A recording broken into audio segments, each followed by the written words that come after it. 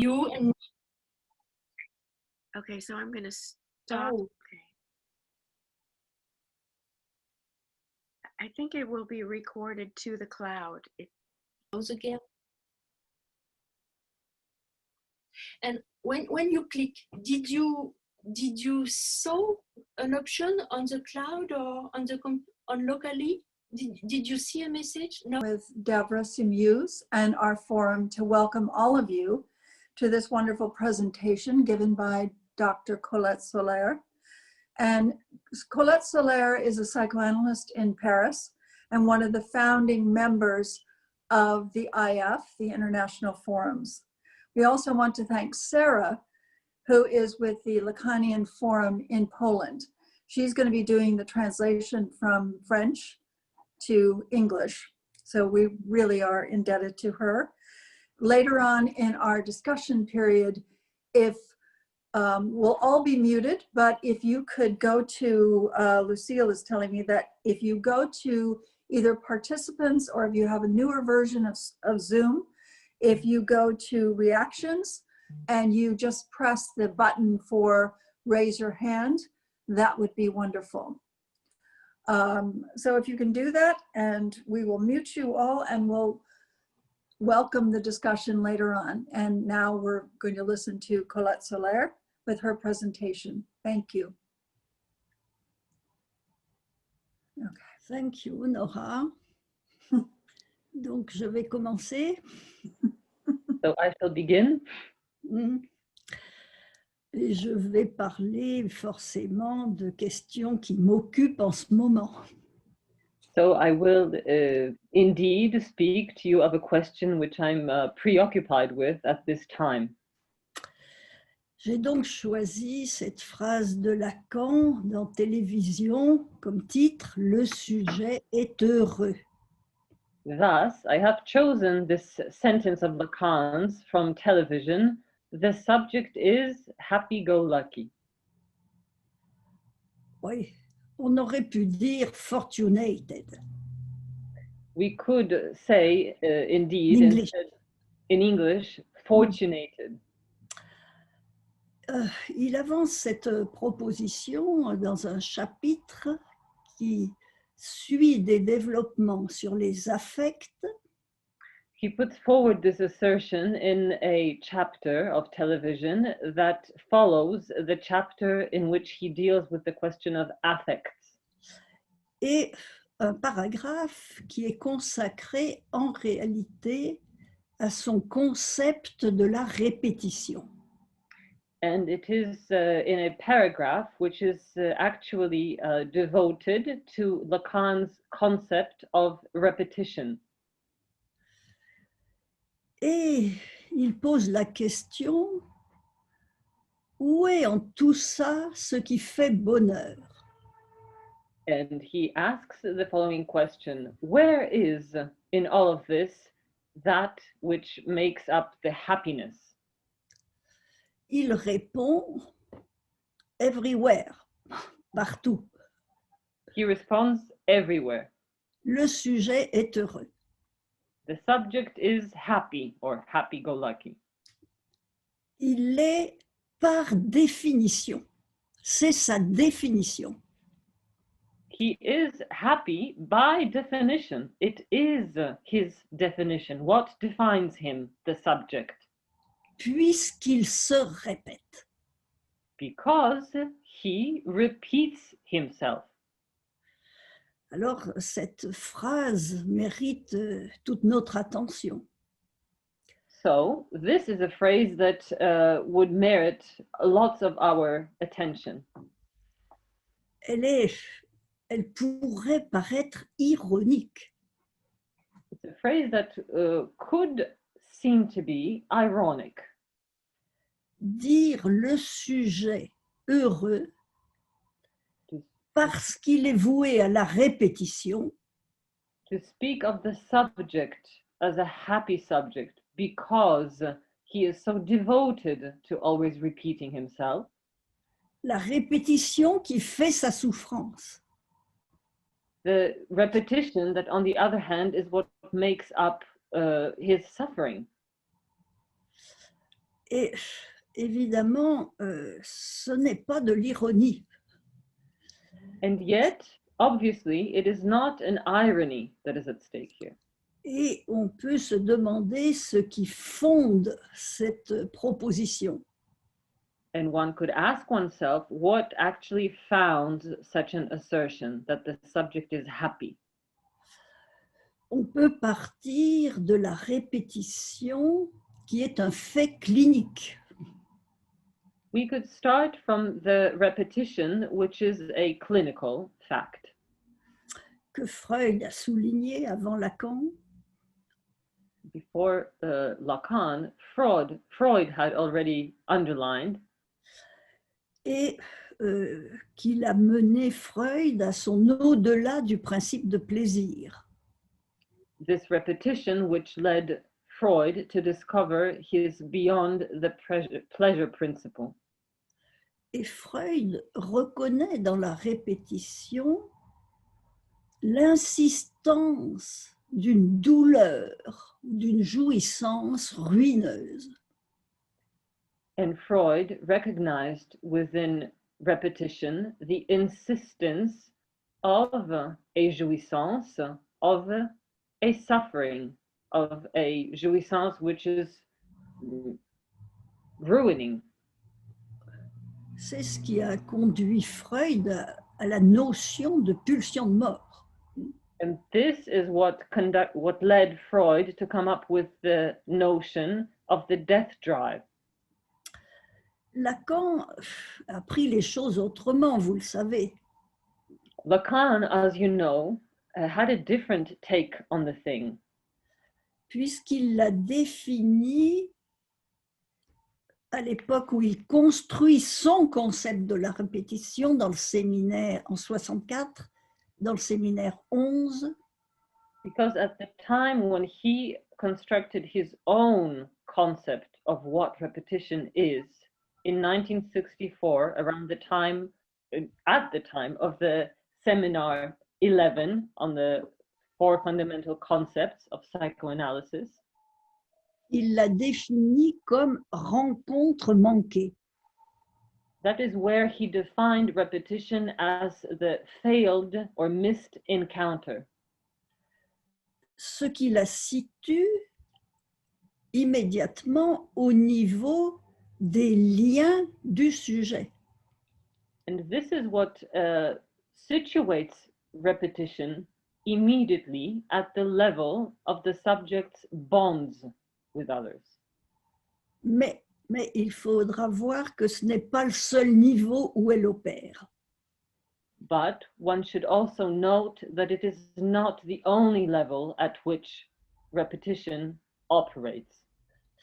Alors vous connaissez l'exemple qu'il prend, c'est la répétition dans le lien entre un père et le fils. So you know of the example that he takes up. It is the repetition within the bond between the father and the son. Avec le fameux rêve, père, ne vois-tu pas que je brûle? With the famous dream of, Father, can't you see I'm burning? Cet exemple est assez pathétique pour indiquer dès l'entrée que la répétition se vit comme un malheur. It is an example which is filled with pathos, one could say, in order to show right at the outset that the repetition is something that is experienced as a sort of pain. Et un malheur qui insiste depuis l'origine et pour toujours. It is not only a pain, I should translate it as a malheur, so like the opposite of happiness, an unhappiness which is there at the origin and from the beginning of time, we would say. Et pour toujours. And forever. And forever. Alors, Lacan, lui, ce qu'il a fait, il a essayé de produire le concept de ce malheur. So what is it that Lacan tried to do? He tried to construct a concept of this misery, of this unhappiness. partant d'un point que Freud lui-même a bien vu, la répétition est répétition d'une perte. Starting out with a point which was already captured by Freud, namely that within repetition, there is the repetition of a loss. C'est d'ailleurs pas la psychanalyse qui a découvert cette perte. And it is not psychoanalysis that had discovered this loss. Elle est mythifiée dans le paradis terrestre. It is a mythified loss in the concept of the paradise. Le paradis terrestre. Terrestre, earthly paradise. Ouais. Garden Et of Eden. mythifié aussi dans la côte d'Adam. It is also mythified, excuse me, it is not a expression I was familiar with. This loss is mythified in the Garden of Eden, thank you. It is also mythified in the rib of Adam. Comment vous dites la côte d'Adam? La côte, rib. Rib. Rib. Bon. Alors, au fond, cette répétition d'une perte, elle a un nom dans le discours commun. Ça s'appelle le destin. This loss at the origin of repetition has a different name in common discourse. It's simply what we call destiny. Ce qui est inévitable, donc, It is qui ne that, dépend pas de vous. it is that which is inevitable, that which doesn't depend on you. Et Lacan dira ce qui est nécessaire, qui appartient à la modalité logique du nécessaire. And Lacan will call it something that is necessary, which pertains to the logical mode of a necessity. Ce qui ne cesse pas. It is something which does not cease, does not stop.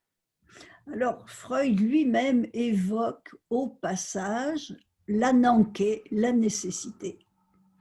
Mais au passage. In passing, Freud also notes this idea of the inevitable, of ananke.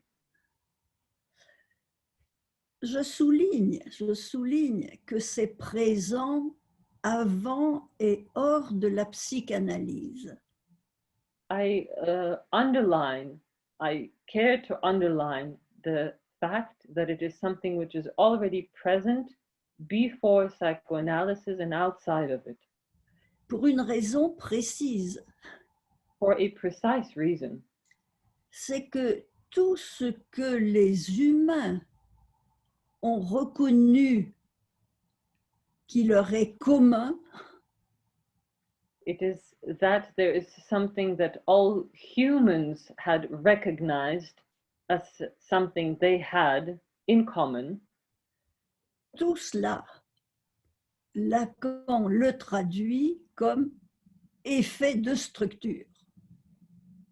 All those kinds of things are what Lacan then called the effects of structure. Ce que la structure du langage impose aux vivants de l'espèce humaine. It is what the structure of language as such imposes upon the human species. Et donc le destin, c'est le nom de ce qui est structurellement inévitable et incurable. And thus destiny is a term for that which is structurally inevitable. Alors, comment, avec tout ce malheur de la répétition, comment Lacan peut-il dire « le sujet est heureux » ? So how is it that with all of the misery and unhappiness of repetition, Lacan can say the subject is always happy? Eh bien, c'est parce que, avant d'entrer dans les liens, il Well- est constitué par cette perte, le sujet. Well, it is exactly because it is due to the fact that even before entering into any kind of a bond, the subject is made up of, constituted of this very loss. Et donc, dans la répétition, Lacan le dit, il se maintient comme sujet. And thus, what happens is that it is within repetition, through repetition, that he maintains himself as subject. Il se maintient tel qu'en lui-même, je pourrais dire. He maintains himself as himself, one could say. Comme un être écorné, He maintains, écorné comme un être privé d'une part de lui-même. he maintains himself precisely as a being deprived of a part of himself. Cette part que Lacan a fini par écrire objet A. It is that.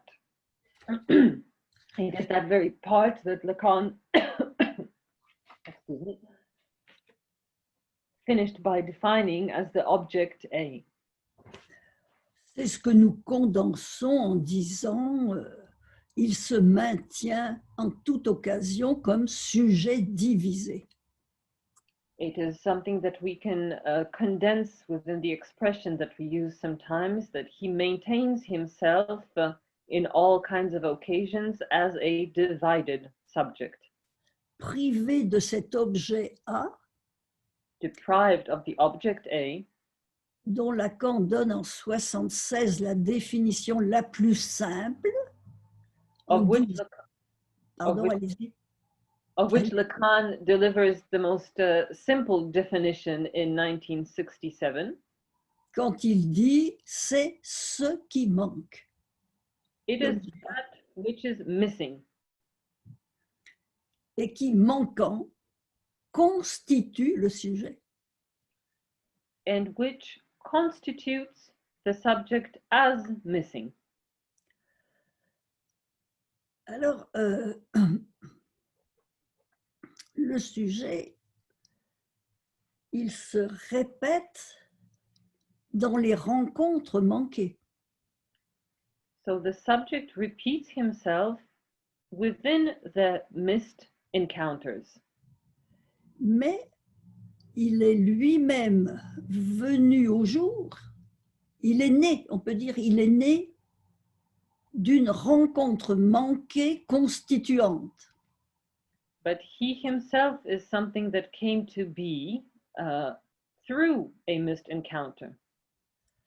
Je vais revenir sur ce dernier point tout à l'heure. D'abord, il se répète dans les rencontres. So firstly, he repeats himself in the encounters. Les rencontres qui existent dans la réalité. Hein? In the encounters that exist within reality, Entre père et fils, c'est le premier rêve que Lacan commente de Freud. between the father and the son, as in the dream. Plus généralement, entre les générations. So most generally speaking, it is a matter of the encounter between generations, Mais surtout entre les sexes, les But rencontres first- de l'amour. but first and foremost between the sexes when it comes to the love encounter. Ces rencontres-là, elles ne sont pas du tout nécessaires. Those Elles dépendent du hasard. those encounters are not at all of the order of the necessary. They depend on chance. Elles dépendent de l'heure en français, sans E. L'heure sans E en français, ce n'est pas l'heure de l'horloge, c'est la tuquet, le hasard. They depend in the French on what we call the hour, which is not something that depends on the clock. It is not something that is a necessity, but it depends on the touquet, on chance, la fortune, justement. on fortune, we could say. Ça c'est la grande nouveauté que Lacan a introduit dans le concept de répétition, la fonction du hasard. This is the great novelty which Lacan introduced into the notion of repetition, the novelty of the function of chance. La répétition d'une perte qui se fait au hasard des rencontres.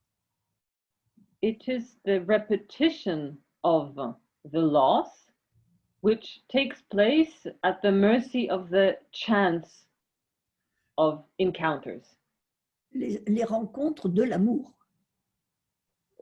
Of love encounters.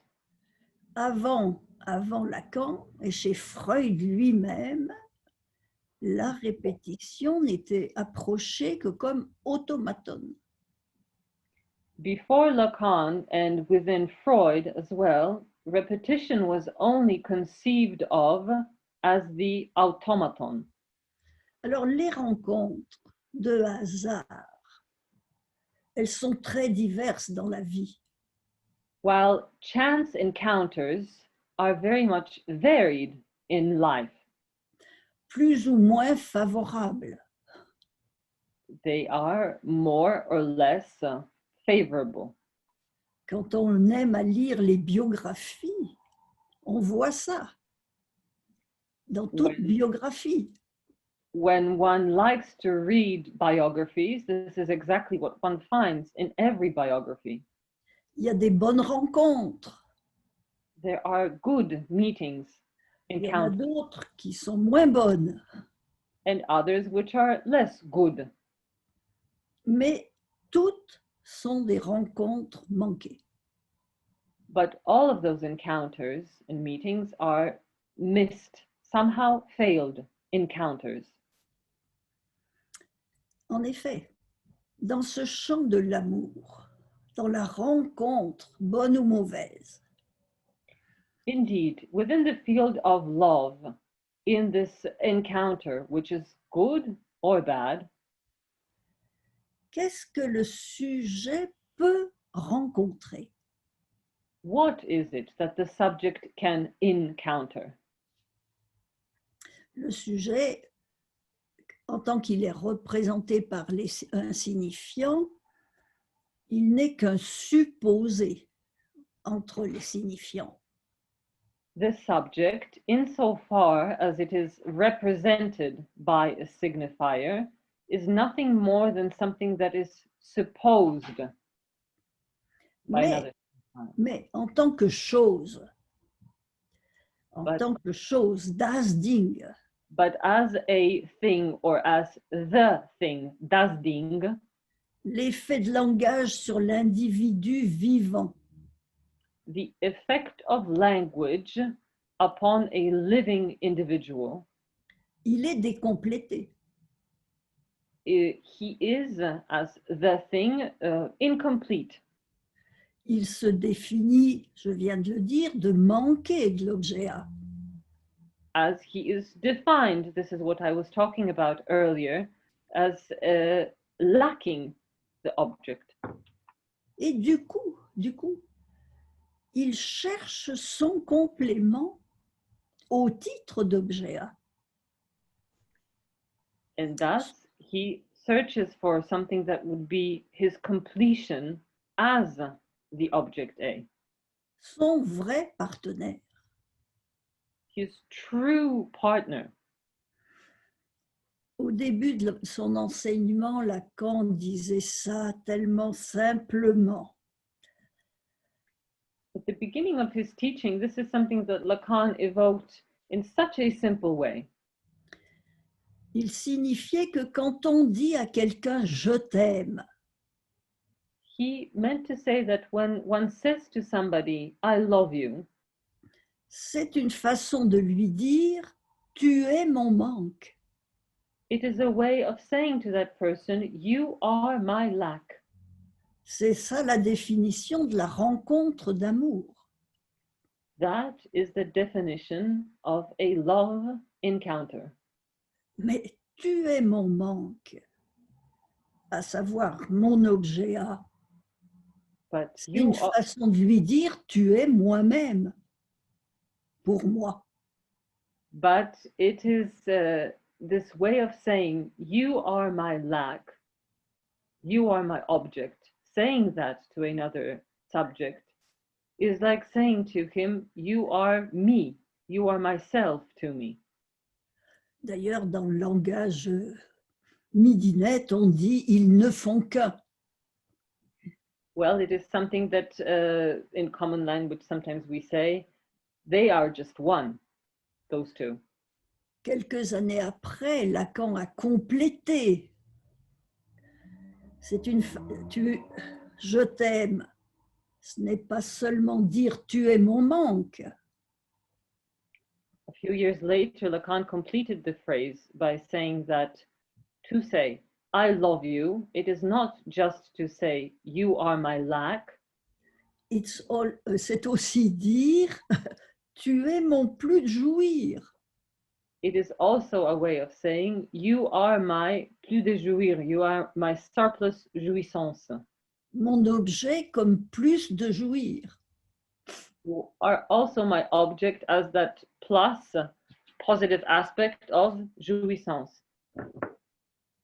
Dans les deux cas, In both cases, je ne rencontre que moi-même. I Dans do les not, rencontres de l'amour. in both cases, I do not encounter anything other than myself within the love encounter. Soit cet objet extime qui est ma seule consistance. In other words, this extimate, as we say, object, which is my only consistency. Et c'est là que Lacan se réfère à Dante. Huh? À Dante, le poète Dante. Dante, poète italien Dante, And dans it la is, mèche. and it is there where Lacan refers to Dante, the Italian poet. Dante qui l'a dit bien avant Lacan. Dante, which had said the same thing well before Lacan. Avant Freud et avant Lacan, oui. And before Freud as well.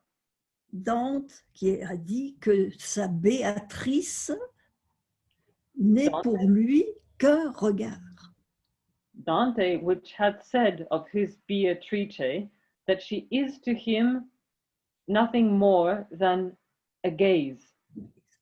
Donc, ce qui est manqué, c'est la rencontre de l'autre comme éthérité. So what is it that was missed from this or is missing from this?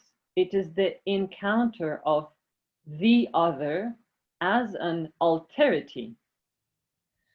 Le sujet se répète dans toutes les rencontres. The subject repeats himself in all encounters. Il est donc heureux de se maintenir. Il Thus se maintient. he is happy. He's happy to sustain himself, to be sustaining himself in this way. C'était donc pas ironique, c'était une thèse profondément méditée et construite.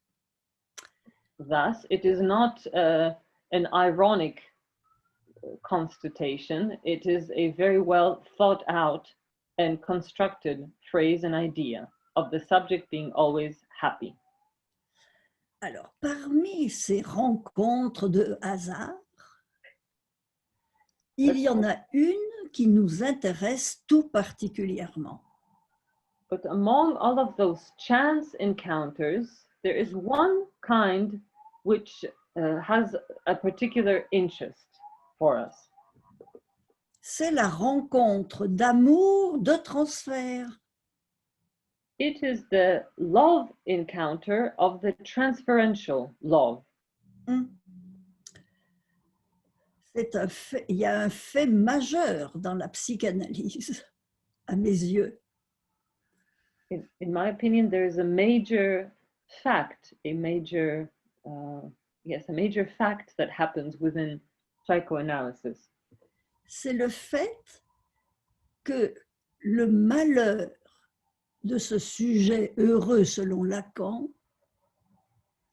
It is the fact that this unhappiness of those happy subjects a été révélé à Freud par le transfert et rien d'autre. is something that has been revealed to Freud through the transference and nothing else. C'est la demande de transfert qui lui a permis de découvrir ce que Lacan a appelé la rencontre manquée, originaire. It is the very demand for the transference which allowed him to discover something that was then called by Lacan the failed or missed encounter, which is fundamental for the subject. Il faut à ce sujet relire les 3 premiers chapitres de l'au-delà du principe de plaisir. In order to grasp this, one ought to reread the first 3 chapters of Freud's Beyond the Pleasure Principle.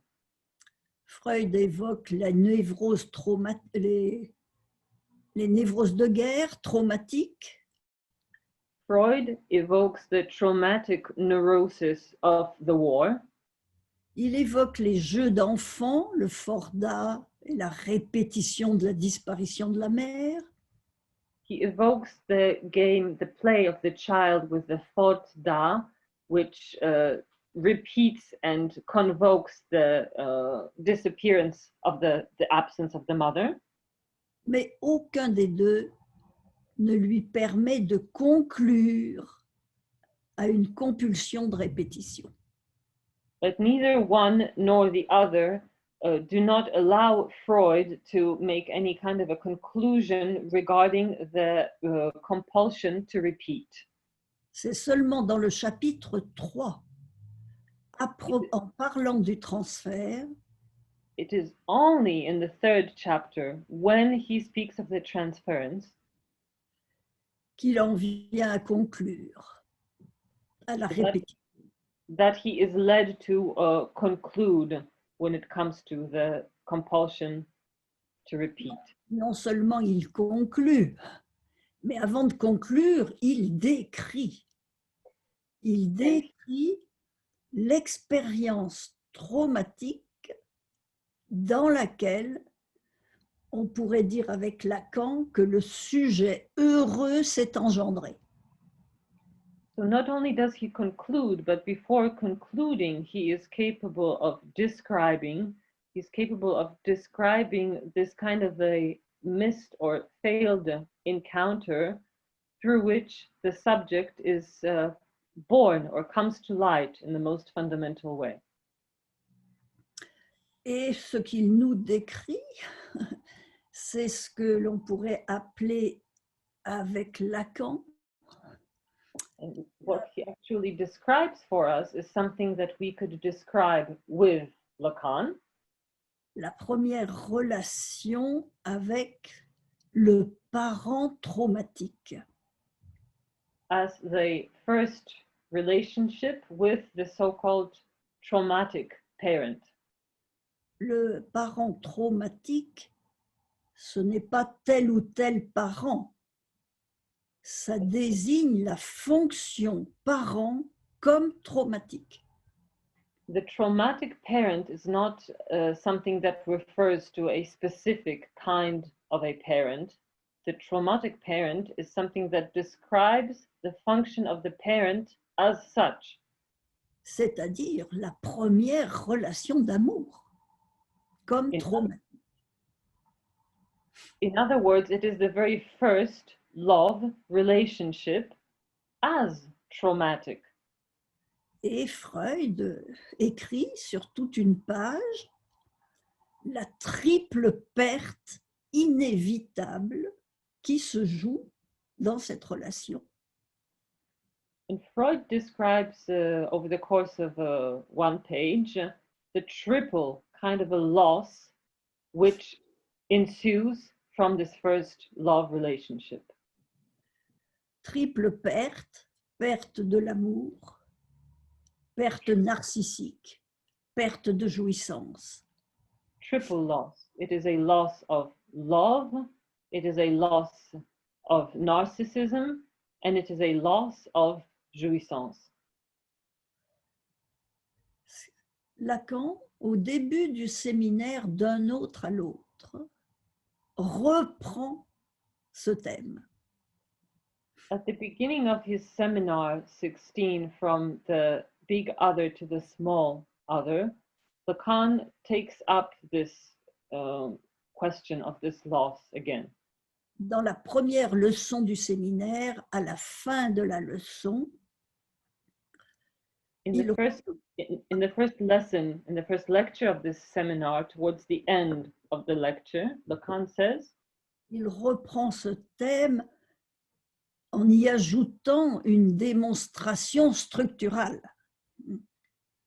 Lacan takes up this theme while adding to it a way of structural demonstration, montrant qu'être fait sujet, c'est traumatique. What he shows, what he demonstrates, is that to make one, to become or to be made into a subject, it is something traumatic.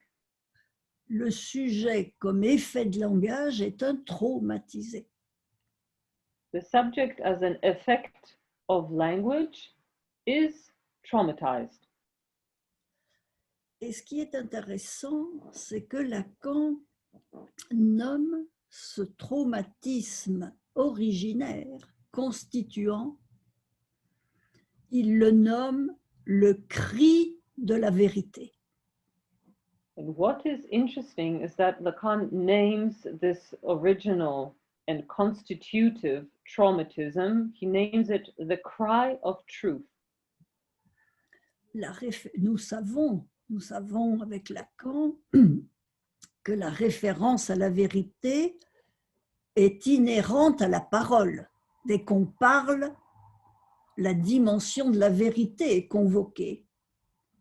We know with Lacan that the dimension of truth is inherent to speech as such. The moment that we speak, we are somehow in the dimension of truth.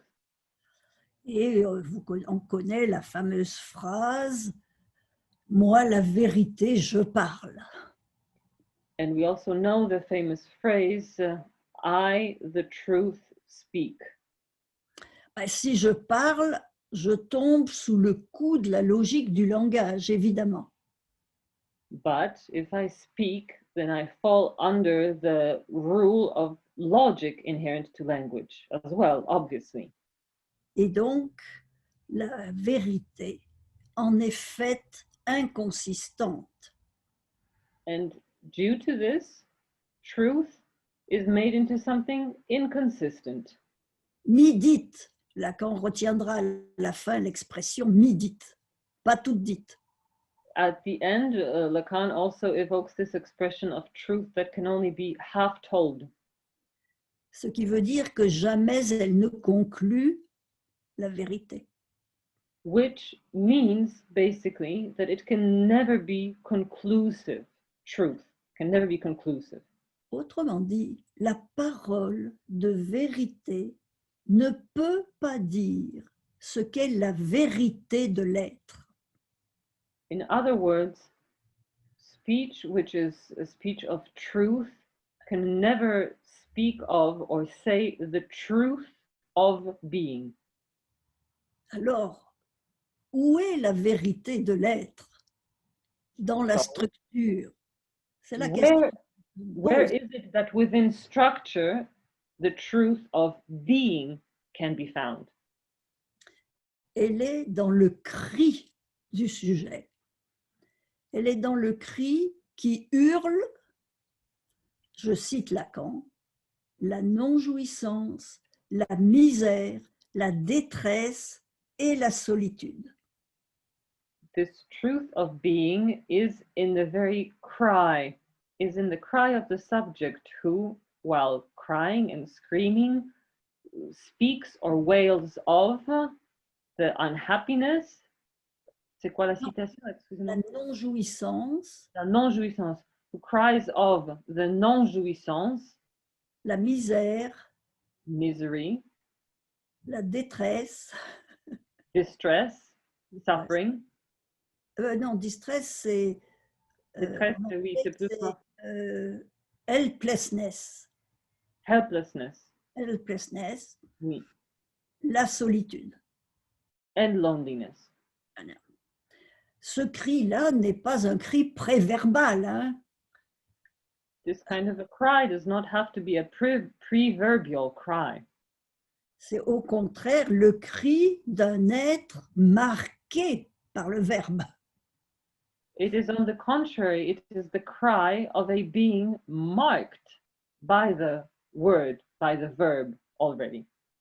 Et tous ces termes que Lacan énumère, qui sont très voisins de la description de Freud dans le chapitre 3, And all of these terms which Lacan employs in his description, which are very close to the kind of terminology used by Freud in his third chapter, tous ces termes sont les signes mêmes du sujet. and all of those terms are in themselves signs of the subject, D'un sujet qui est tombé sous le coup des pertes et en manque de l'objet A. of that subject which had suffered a loss and which had suffered the blow of the object A. Et Lacan insiste, hein, il insiste dans cette fin de leçon pour dire que dans l'autre du discours, And Lacan insists upon one point towards the end of this lesson, of this lecture in the seminar. He says that within the other of discourse, l'autre du discours qui se trouve chez le partenaire autant que chez le sujet, hein, that other of discourse which is to be found within the partner as well as within the subject, ce lieu qui est fait seulement de signifiants, eh which bien, is ne peut pas dire ce qu'est la vérité de l'être du sujet. the other of discourse, which is that place made only of signifiers, is a place where one cannot find what would say or what would be able to speak of the truth of the subject. Et du coup, le seul répondant, ce n'est pas l'autre grand A, c'est l'objet A, ce qui manque au sujet. And thus, the only one who could respond, it is never the other, it is only ever the object A, the loss. Ce qui manque au sujet, mais qui se substantifie aussi en plus de jouir. That object A, which is on the one hand something always missing for the subject, but it is also that something which finds its substance in the plus de jouir, in the surplus of jouissance. Que Lacan appelle, ce plus de jouir, Lacan l'appelle la contrepartie de ce qui manque. This is what Lacan says, the surplus jouissance, the counterpart of that which is missing. Alors, c'est ce que disent, non, plutôt une analyse. Qu'en est-il donc de la répétition dans l'analyse? So what is there of repetition within an analysis? Lacan a une expression que j'aime bien. Il dit la répétition qui vient à notre charge dans l'analyse, à la charge de l'analyste. There is an expression that Lacan uses, which I quite like. It is that of a repetition which an other becomes in charge of. So it is something that the analyst is responsible of. Eh bien, une analyse confirme le sans remède de la répétition. An analysis confirms the repetition with no remedy. That repetition for which there is no remedy. Elle confirme que c'est ce qui ne cesse pas. An analysis confirms that that which does not cease, which does not stop. Ce qui se confirme par toute l'articulation signifiante qu'est l'analyse. It is something that is confirmed within all of the articulations of the signifiers that an analysis is made of. Au fond, l'expression bien connue destitution du sujet At the end of the day, that very known expression of the destitution of the subject, qui indique qu'il n'est rien d'autre que cet objet-là, which indicates that there is nothing else than the object A, est une façon de dire la répétition qui ne cesse pas. it is a manner of speaking of the repetition which never ceases, never stops. Et donc, l'analyse confirme le malheur du sujet heureux. Thus, an analysis confirms the unhappiness of the happy subject. Au fond, c'est bien ce que nous disons d'une autre façon chaque fois que nous disons que le sujet tombe sous le coup d'une castration dans l'analyse. It is also the same thing that we evoke whenever we say that within an analysis, a subject experiences the blow of castration. Alors, on peut se demander en quoi c'est un bénéfice. Thus, we could ask ourselves, in what way is this beneficiary? Puisque nous parlons toujours de la fin de l'analyse comme d'une fin bénéficiaire. Je ne sais pas si vous avez remarqué ça. Jamais déficitaire, toujours bénéficiaire.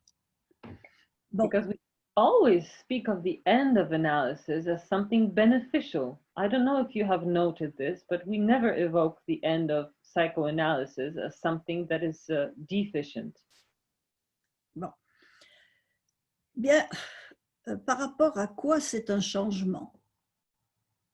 De percevoir l'inévitable de la répétition.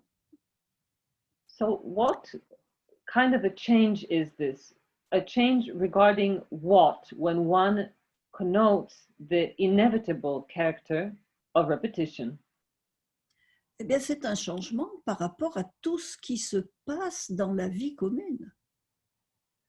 Parce que dans la vie commune, bien sûr, on expérimente les pertes en question, mais on les pense comme accidentelles. Well, it is a big change with regard to what happens and what is perceived in everyday life, because although in everyday life there are losses which are always observed and noted, if they happen, they are nonetheless regarded as something that is accidental. Qui est dû aux circonstances. Accidentel veut dire dû aux circonstances particulières. Accidental, which actually means it is something due to particular circumstance. Donc non nécessaire. Thus, it is not something that is necessary. Donc dû peut-être à une mauvaise chance, une mauvaise étoile. So it is something that can perhaps be ascribed to bad luck or bad constellation of the stars. Et on peut toujours croire que la mauvaise étoile va cesser. And one can always hope that that astrological configuration is something that will change. Et je suis toujours frappée, enfin depuis longtemps, par le fait que beaucoup de sujets qui se présentent à l'analyste, dans les toutes premières rencontres, racontent des accidents qui sont arrivés dans leur vie ou chez leurs antécédents. I have always been rather touched by the observation of subjects who come to analysis, and in the beginning they very often evoke all kinds of accidents, so-called life accidents that happened either to them or that took place in the lives of their ancestors. Et des accidents dus à la guerre, à la maladie, enfin des choses accidentelles particulières. Accidents which had to do with the war or with some kind of a disease, events that therefore evoke something particular, something linked to a specific circumstance. Mais qui n'ont pas de rapport apparemment avec ce dont ils souffrent actuellement. And which Et seem pourtant, ils les racontent. and which seem to have no connection at all to the suffering of which the subject speaks and which the subject experiences at that moment in the present. And yet, those accidents are evoked by the subject. Bon. Alors, donc, je dis, dans la vie commune, on pense cette série de pertes que tout le monde a expérimenté et continue à expérimenter, on les pense comme accidentelles. So I think that in the common discourse and in life, these kind of accidents of losses, experiences of loss that one had experienced and that one continues to experience within a life, are always thought of as something which is accidental. Et ceci est vrai même quand on s'en culpabilise. Le sujet souvent dit « Ah, j'ai pas été capable de l'éviter ».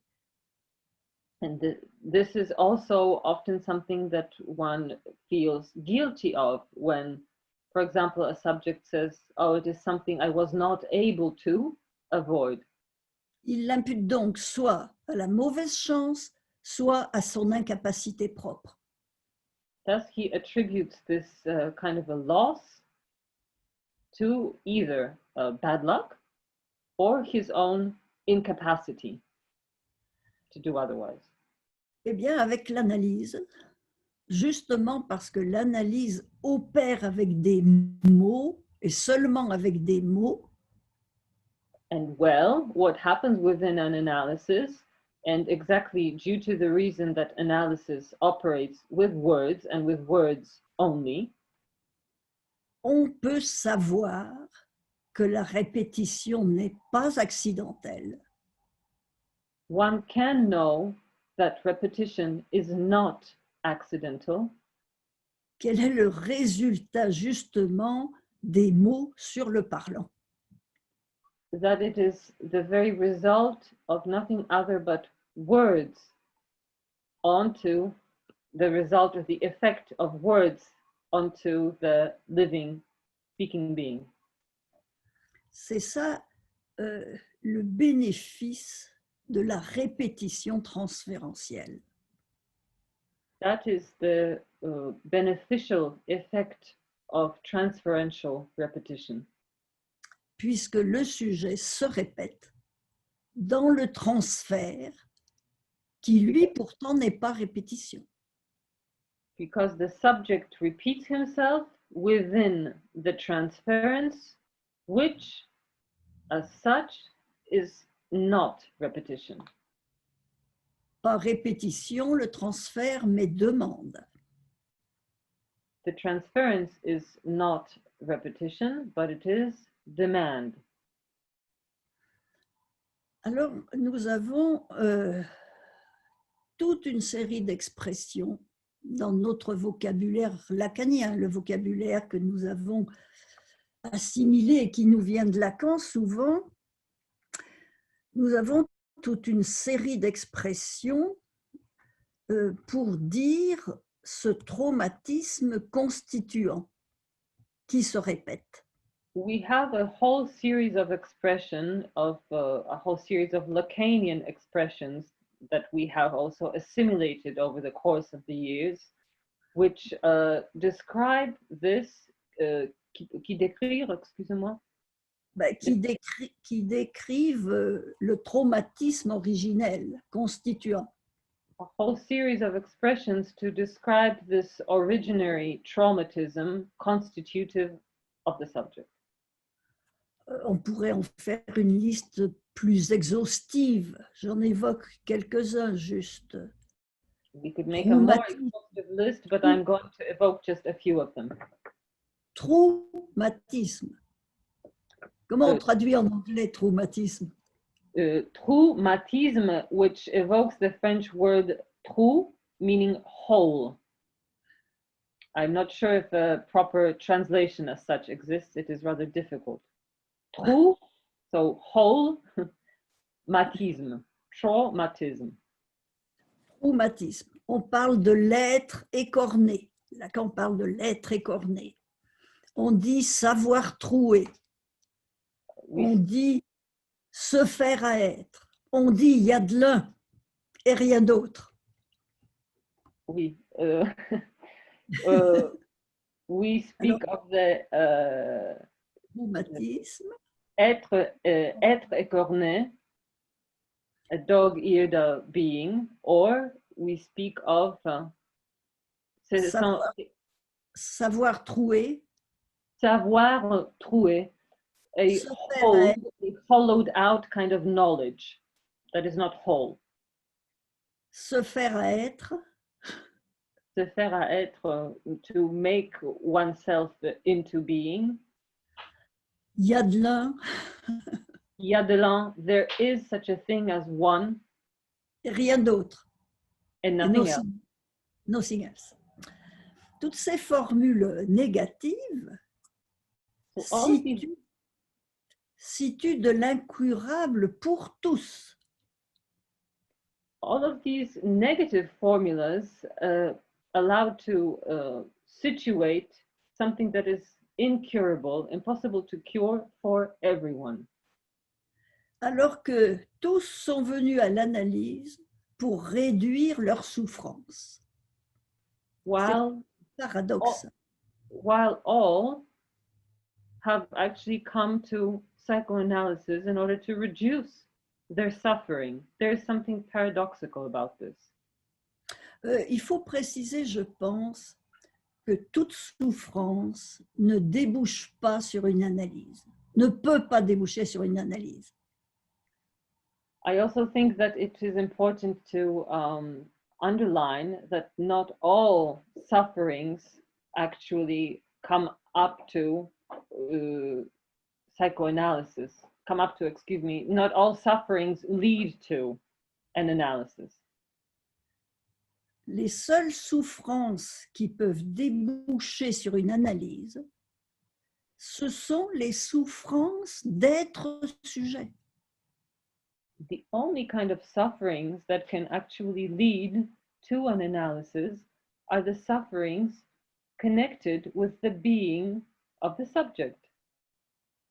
Être sujet, c'est être sans recours.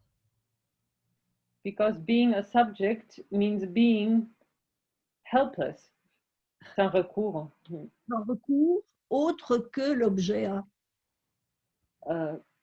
Being a subject means being sans recours without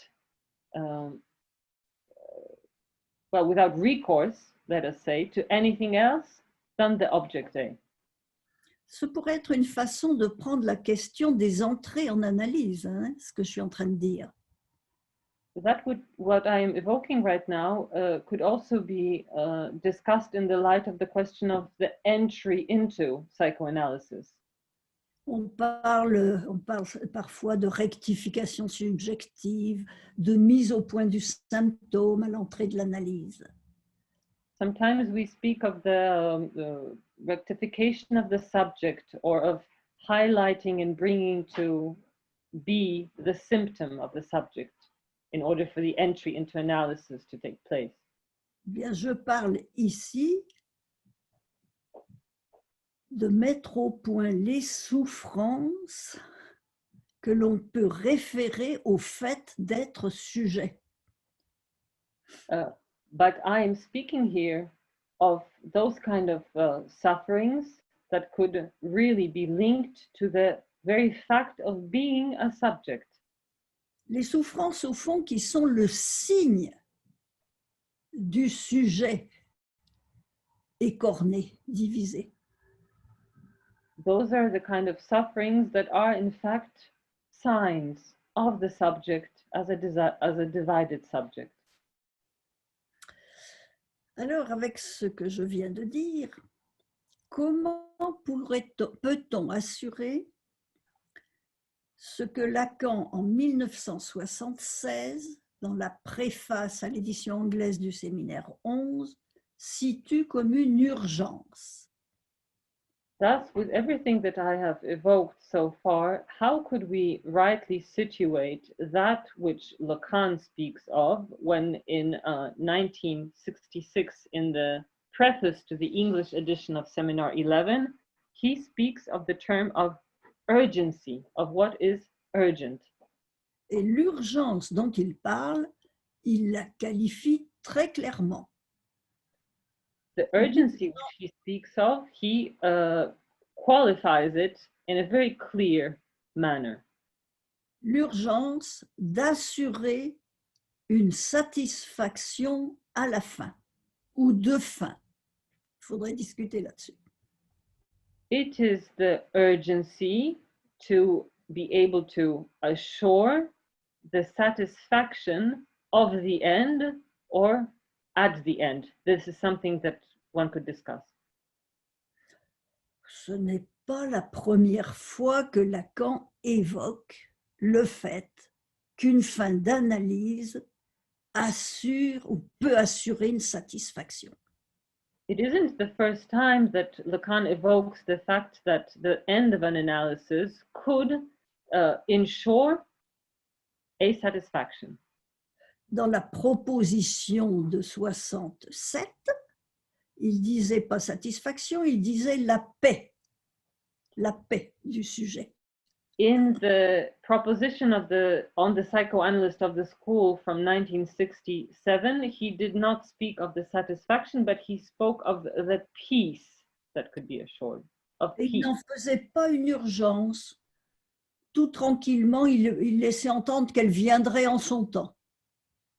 And he did not make of that an urgency. Very calmly, he allowed us to understand that it is something that would come in its due time. 10 ans après, 76, il en fait une urgence. 10 years later, so in 1977, he does make of that satisfaction an urgency, an urgent matter.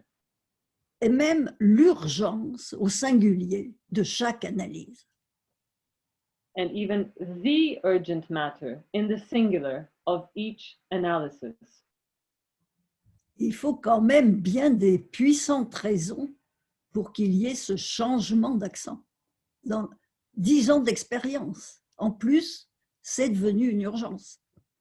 Well, it was necessary for those 10 additional years of experience for that transformation to take place, for this matter to become an urgent matter.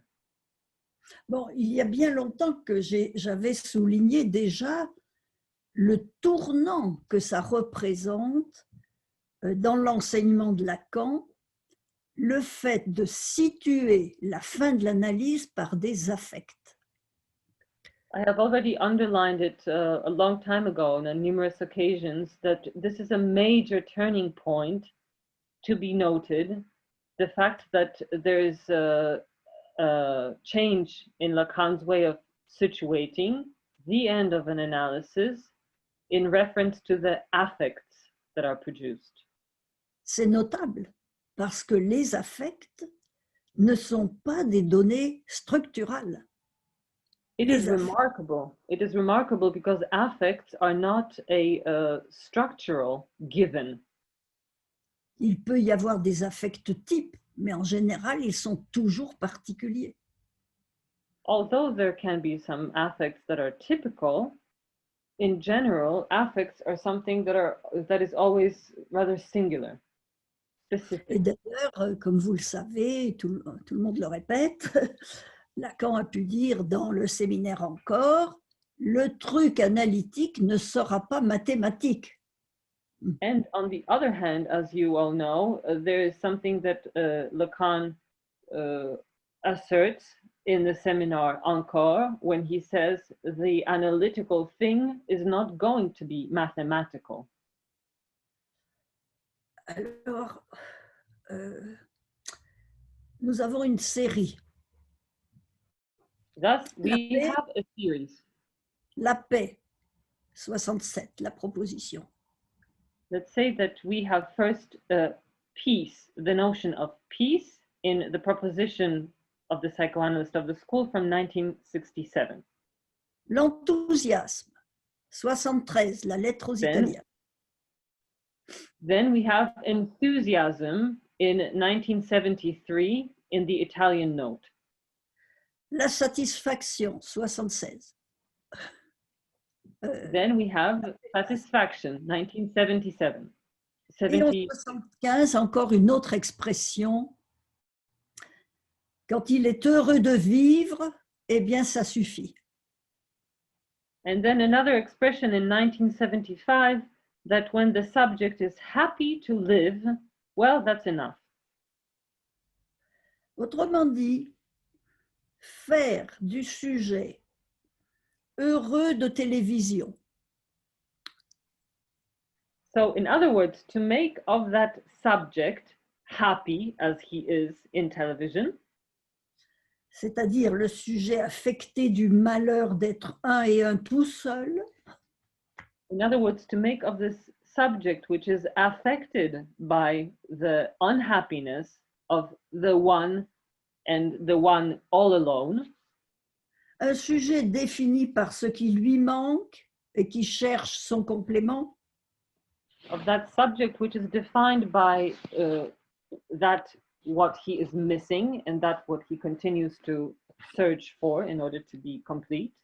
eh bien, faire de lui un sujet heureux de vivre. To make of that very subject a subject that is happy to live. Ça ressemble un peu à ce que disait Freud. It resembles a little bit, just a little bit, what Freud had said. C'est qu'avec une analyse, on passe du malheur névrotique au malheur banal. It is as if Des humains.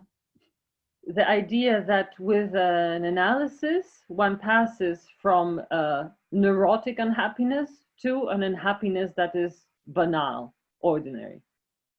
Mais ce n'est qu'une homologie. Parce que le malheur d'être sujet n'est pas névrotique.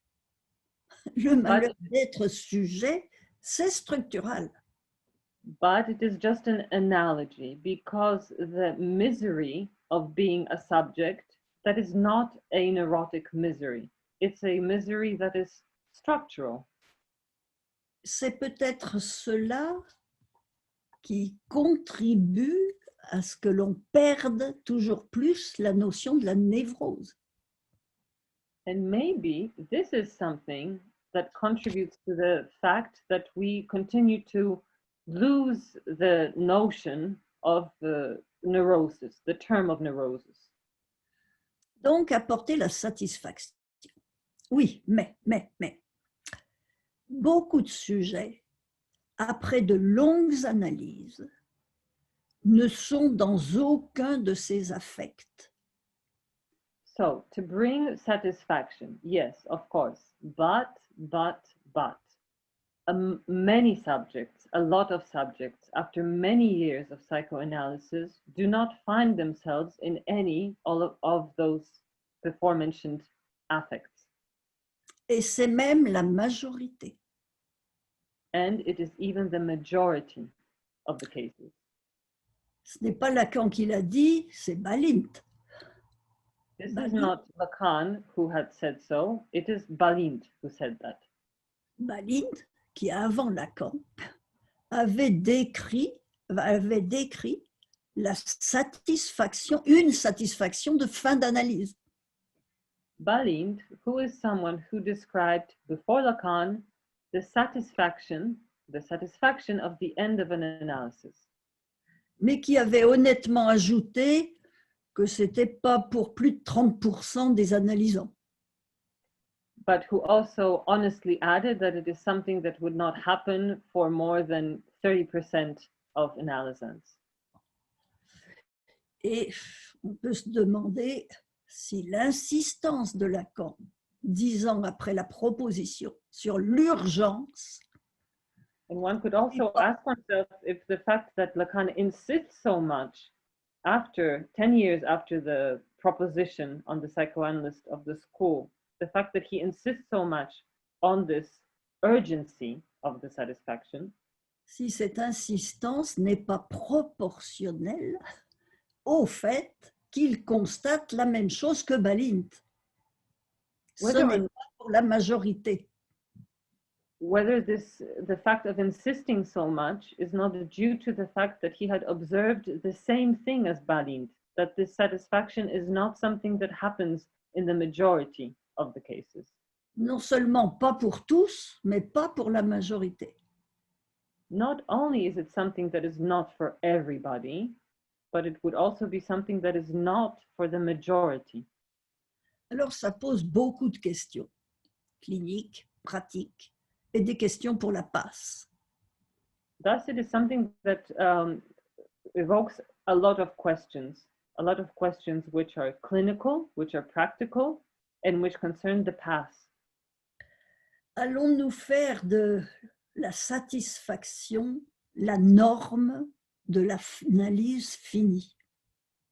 Are we going to make of the satisfaction the new norm of a finished analysis?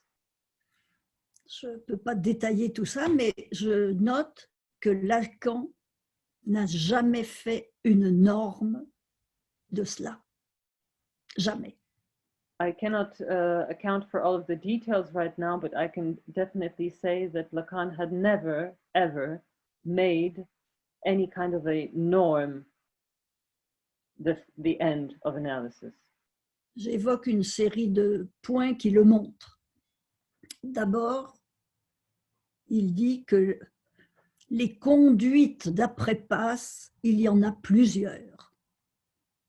I'm just referring to a few of those points that evoke this fact. He said that ways of behaving, or ways of acting after the pass are numerous.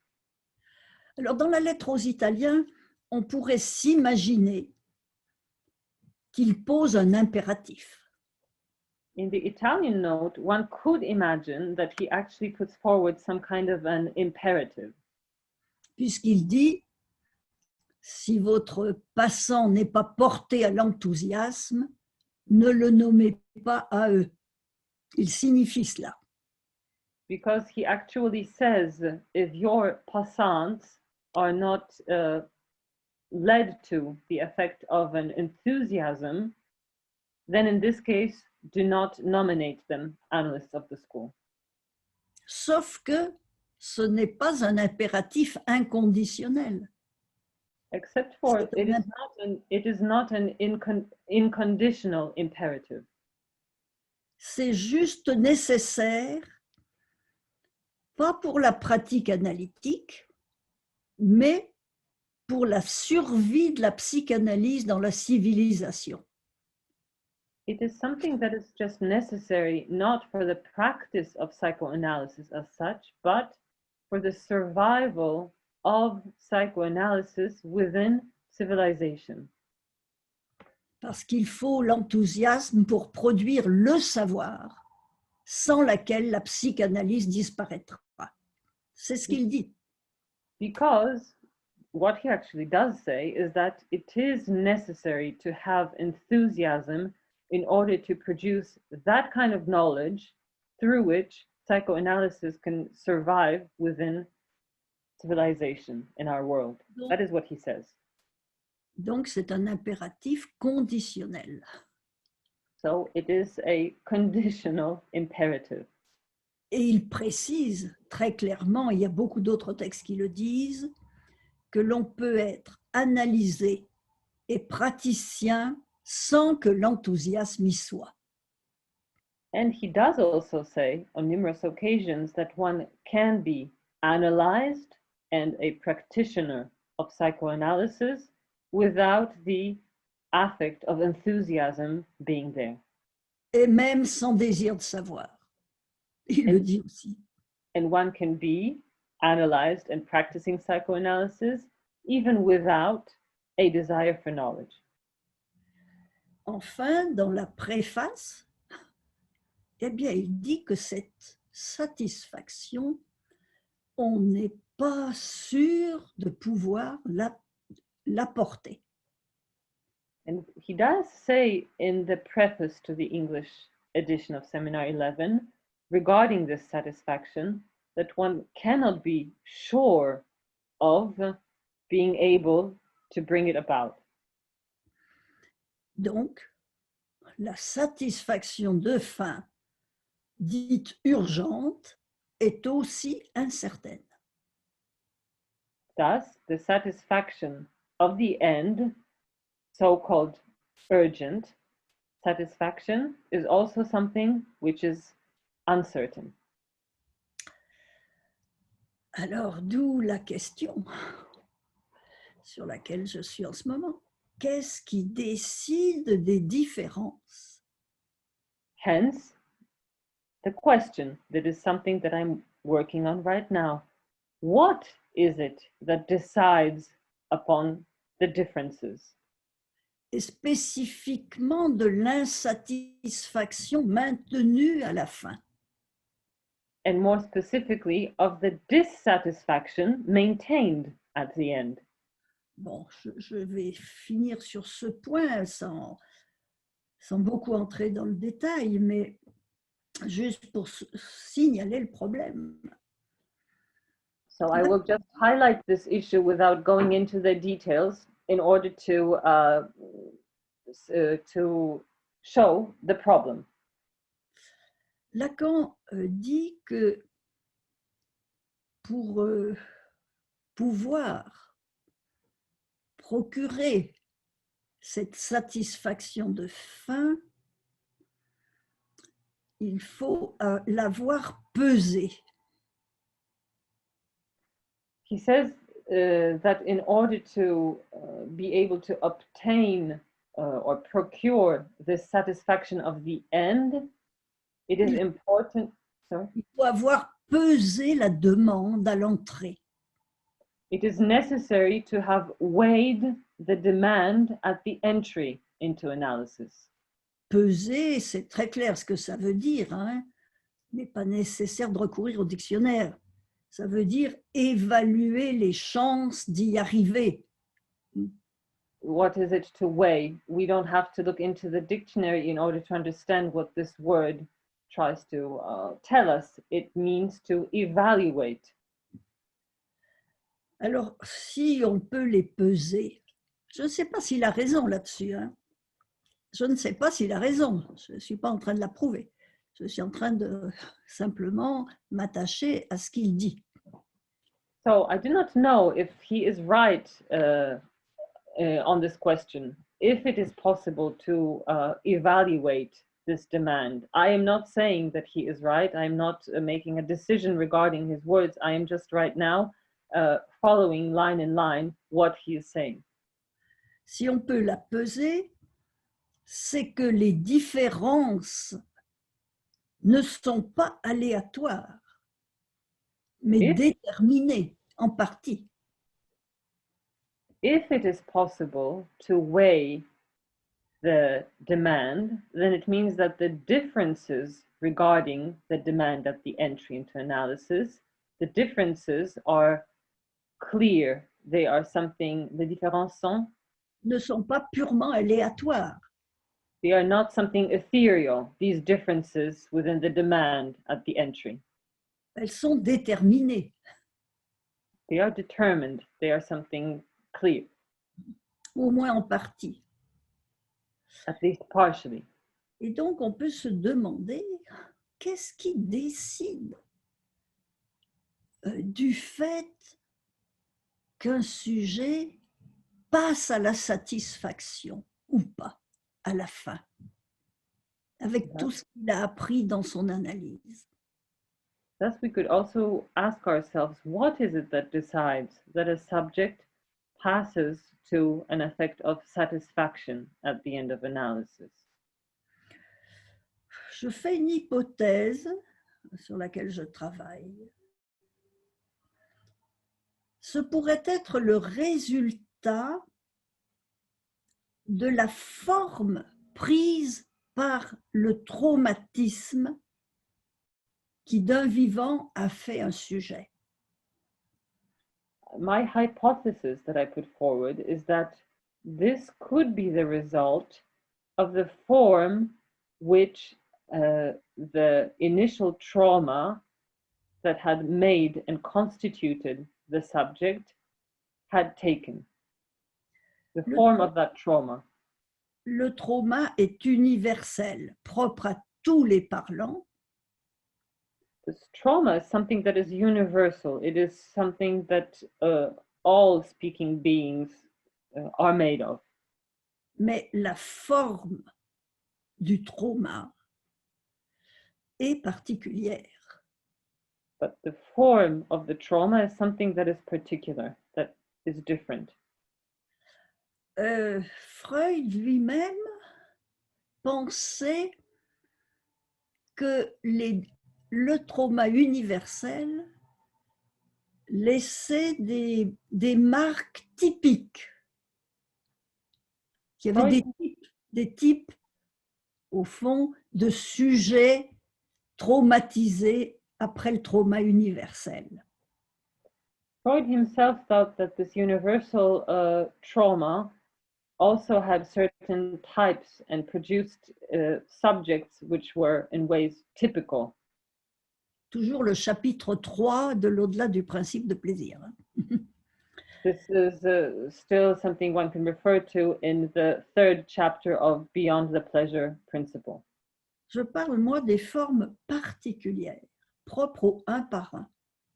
But I am speaking of forms that are particular, which pertain to the one by one. Il n'est pas exclu que la configuration de son trauma ait laissé pour cet être qui en est marqué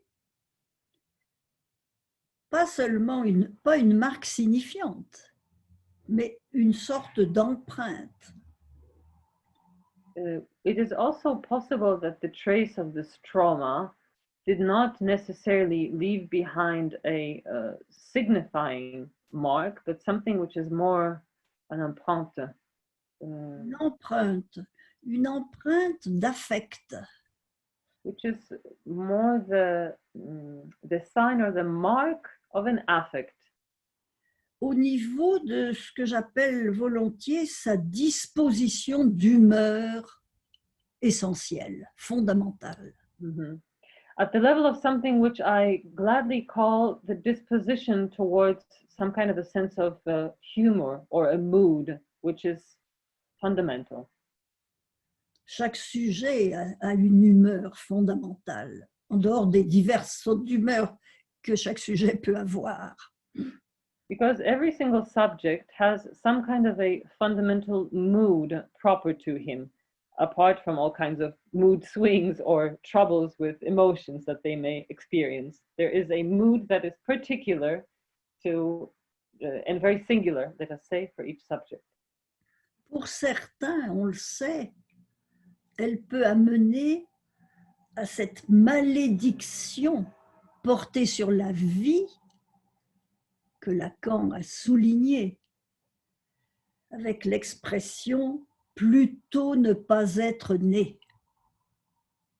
And for some, this very mood is something that can bring about something which is called nothing other than the curse expressed within the phrase, better to have never been born. Et peut-être donc que l'humeur fondamentale est le signe de ce qui reste de cette empreinte dont je parle. So it could well be that the fundamental kind of a mood of a subject is something that is the sign or the trace of this very first mark of the subject. Moins radicalement que cette malédiction portée sur la vie. In a way that is a bit less radical than this way of cursing life.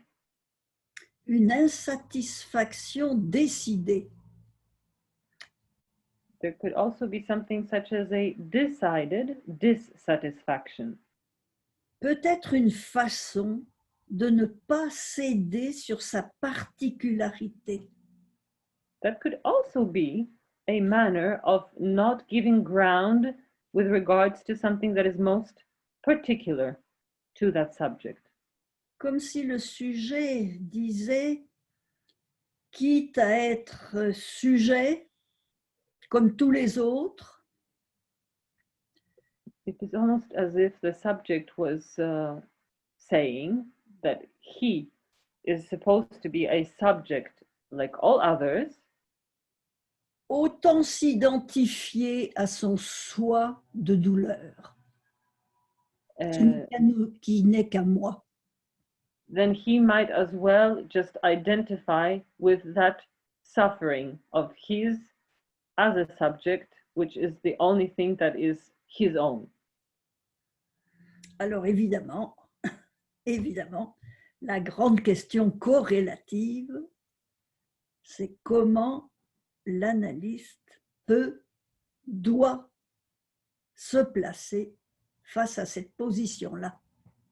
And so the most fundamental and important question is indeed, what should be the position of the analyst faced with those positions of the subject? Voilà, eh bien, je vous laisse sur cette question. So this is something that I would end upon. I would leave you with this question.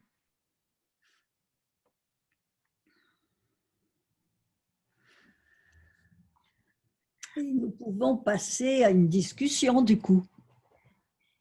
And thus we could move on to a discussion. Nous avons la chance d'avoir une traductrice formidable. Ah, merci. Bravo. Vraiment. Thank I you, will try to. Colette, and thank you, Sarah. Absolutely formidable.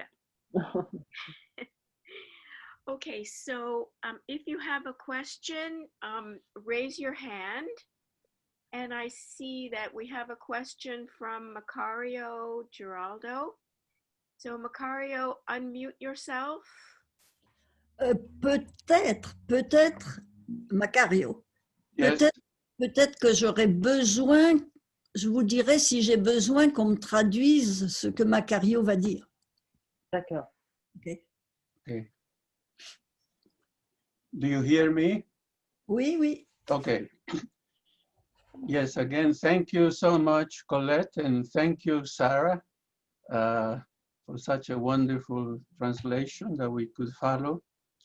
I have several questions, but I will limit myself to only two. Colette, you have developed the whole question of how in analysis it is important for the analyst to reach the being of the analysand, to reach the being of the analysand. In other words, that the being of the analysand is not a given when the analysand comes into analysis. And I wonder if you could say a bit more about that as the work of analysis.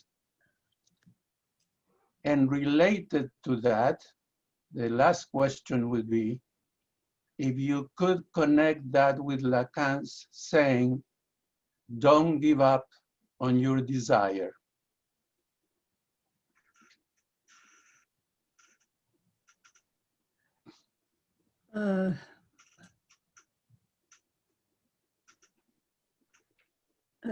If j'ai bien compris, to reach the being of analysand in analysis. Yes, yes. Yes, yes, yes. C'est ce que l'analysand cherche. Mhm. This is something that the analysand is looking for. L'analysand cherche à pouvoir, comment dire, accéder Mhm. à ce qu'il est en vrai. Mhm. En vrai. The analysand wants to be able to reach that what he is for real. En vrai, non En pas vrai. for real. En vrai, it is an expression in English. Au vrai, c'est pas le réel, c'est le vrai. Oui. Et donc, you know. Oui. Alors, donc, il voudrait pouvoir dire ce qu'il est en vrai, mais en fait, il fait l'expérience des limites de la parole vraie. C'est qu'avec la parole vraie, on peut dire une partie, mais on ne peut pas dire le vrai. Mhm. On ne peut pas conclure. Et donc, la construction de Lacan, c'est que le vrai de l'être analysant, ce n'est pas dans sa parole qu'on le trouve, c'est dans l'objet qu'il est. Alors après, il y a la question de comment on accède à cette conclusion sur l'objet. C'est un autre problème, mais en tout cas, accéder à l'être de l'analysant, c'est accéder à son être objet. C'est ce que dit destitution subjective. Mhm. I will translate. Ah oui, j'ai parlé français. Yes. His true being is exactly what the analysand wishes to reach, but he discovers that as he tries to say it, as he tries to reach it through speaking, it is not possible, because truth and true speech is not something that can ever reach his true being. The truth of his being can only be reached as the object that he is. So there remains the question of how is it that he could reach the conclusion of being that object. Je peux faire un commentaire là?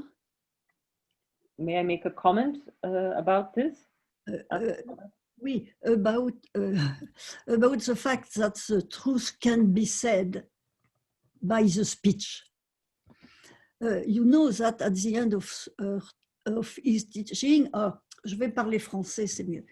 Vous savez qu'à la fin de son enseignement, Lacan a dit beaucoup de mal sur la notion de vérité. So you do know that towards the end of his teaching, Lacan said a lot of bad things about the notion of truth as such. Après l'avoir beaucoup valorisé au départ. After he had valued it highly in the beginning. Elle est inconclusive, inconsistante, menteuse, religieuse. Truth is religious, is deceitful, is inconsistent, incomplete. Pourquoi? Je crois que je cherche à m'expliquer ça. Je crois que c'est parce que justement, se fier à la vérité de la parole, c'est accepter de ne pas conclure. Why is that so? I think I try to explain this to myself. I think that if one relies on the truth of speaking, then one agrees never to conclude. Se maintenir dans l'illusion que demain, on trouvera la conclusion. Mhm. It means that one maintains this illusion that tomorrow we will find the conclusion. Alors, concernant la deuxième question, Lacan n'a jamais dit « don't give up ». When it comes to the second question, Lacan never said, don't give up. Yes, il a dit « la seule chose dont on peut se sentir coupable, c'est d'avoir cédé sur son désir. Okay, that's, yeah. » C'est très And yes- différent, ce n'est pas un impératif. Mhm. And yes, he did say that the only thing that one can be guilty of is giving ground relative to one's desire. But that is a different thing. It is not an imperative. Okay. Mhm. Mais on le comprend très bien, je crois, avec ce que j'ai développé.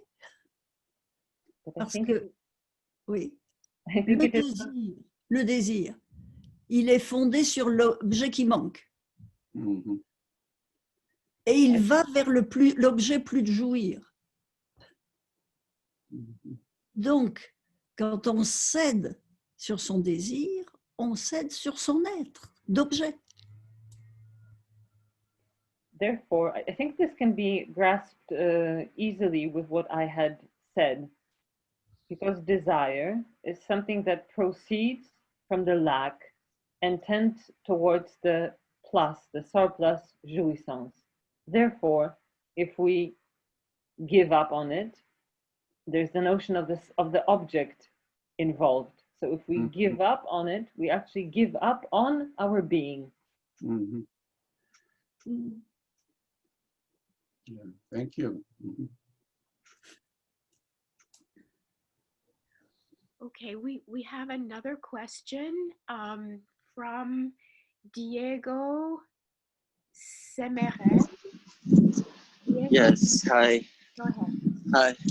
First, I just want to congratulate the translator again. It was really great. And Colette for not just a wonderful argument, but like a beautiful way of just developing it narratively in a way that's just a pleasure and very clear in a way.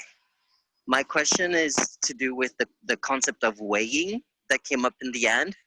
So I wanted to know, it's a simple question. I wanted to know, because I wasn't used to this concept yet, the idea of weighing, which from what I understood comes in the beginning of analysis as Le concept of what?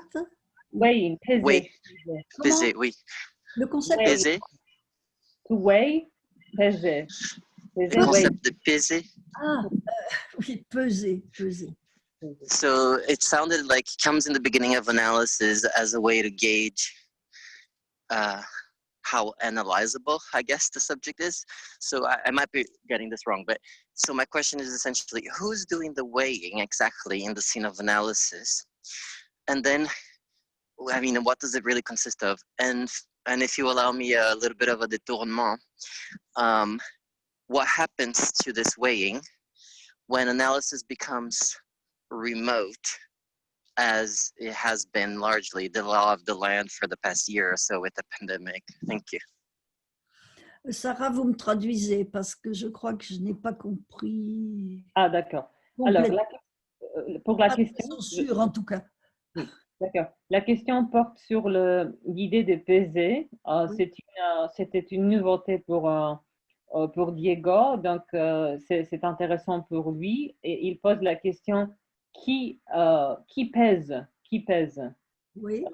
Et c'est comme s'il a bien compris, c'est comme s'il s'agissait d'évaluer, disons, l'analyse. Juste où quelqu'un est analysable, c'est Oui. sa manière de comprendre les choses. Mais il pose aussi la question de ce qui se passe avec cette notion de peser maintenant au temps où nous sommes confinés et les analyses sont passées au téléphone ou au Skype, etc. Alors, oui, qui pèse, mais c'est évidemment l'analyste. L'analyste, quand il reçoit quelqu'un, il est en position de dire oui ou non. So who is it that does the weighing? It is obviously the analyst. The analyst, when he receives someone for consultation, he is in the position to say yes or no to somebody. Et Lacan a toujours beaucoup insisté, sur ce qu'il appelait les entretiens préliminaires. Lacan is someone who always insisted a lot on what he himself had called the preliminary meetings. Où il s'agit, vous l'avez bien saisi, d'évaluer, d'essayer de prendre une idée de quoi? Ce n'est pas tellement de l'analysabilité. Pour Lacan, les entretiens préliminaires ne sont pas ce qu'était pour Freud l'analyse à l'essai. L'analyse disait on fait un essai. Les entretiens de Lacan n'étaient pas du tout un essai, c'était pas de l'analyse du tout. Et donc, qu'est-ce qu'il cherchait, disait-il, dans les différents textes où il en a parlé, qu'est-ce qu'il s'agit de peser? Eh bien, déjà, le poids de la demande. Le sujet qui se présente, il souffre, et sa demande est plus ou moins urgente pour lui-même. Et Lacan a pu dire, il faudrait arriver à percevoir s'il va faire l'effort, s'il voudra faire l'effort, si sa souffrance est suffisante pour vouloir faire l'effort, parce qu'une analyse, c'est un effort quand même. Hein. J'ai traduit pour que... Ah oui, pardon. Oui. So it is clearly, like it was said, it is clearly the analyst who is in the position to weigh the demand. However, I would not say that what is weighed or evaluated in this situation is the analyzability of a subject as such. The weighing has more to do with the demand.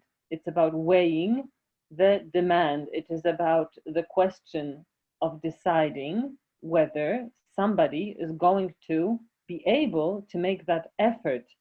Is the suffering within the demand sufficient for the effort to be made? Because an analysis is an effort, and these preliminary meetings are not analysis, and they are not what Freud called, the term escapes me, but it is not the idea of trying out analysis or of making like a trial. These preliminary meetings are really there to weigh and evaluate the initial demand.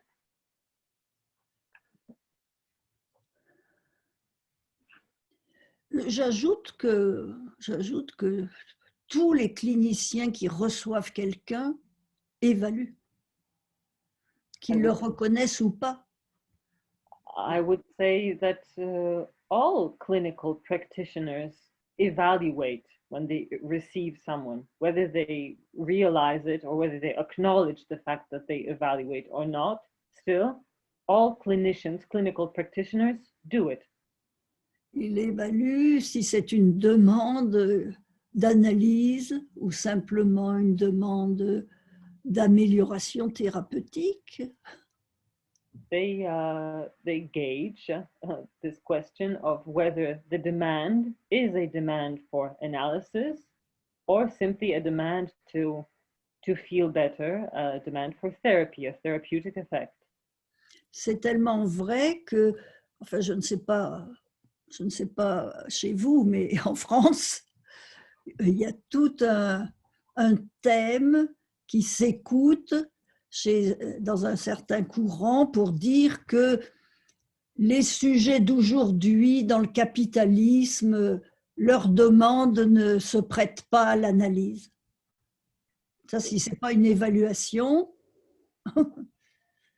It is so much the case that I have no idea what it is like for you in the United States, but here in France, there is even this notion which keeps on being repeated by analysts who say that the subjects of today, subjects of capitalist discourse, their demand somehow is not a demand for analysis. This is not something that their demand pertains to. Oui. Je crois qu'ils ont tort, hein? And I think that I do not agree with this evaluation. I think that people are wrong to say so, but we cannot deny that this sentence that is pronounced in this way is a way of evaluating the demands. Parce que les sujets du capitalisme, ils sont heureux aussi, comme les autres. Because subjects of capitalism are happy, just like all other subjects. Happy dans le sens de télétourdi, de télévision. But happy in the way that was evoked in the text called Télévision, what we spoke about today.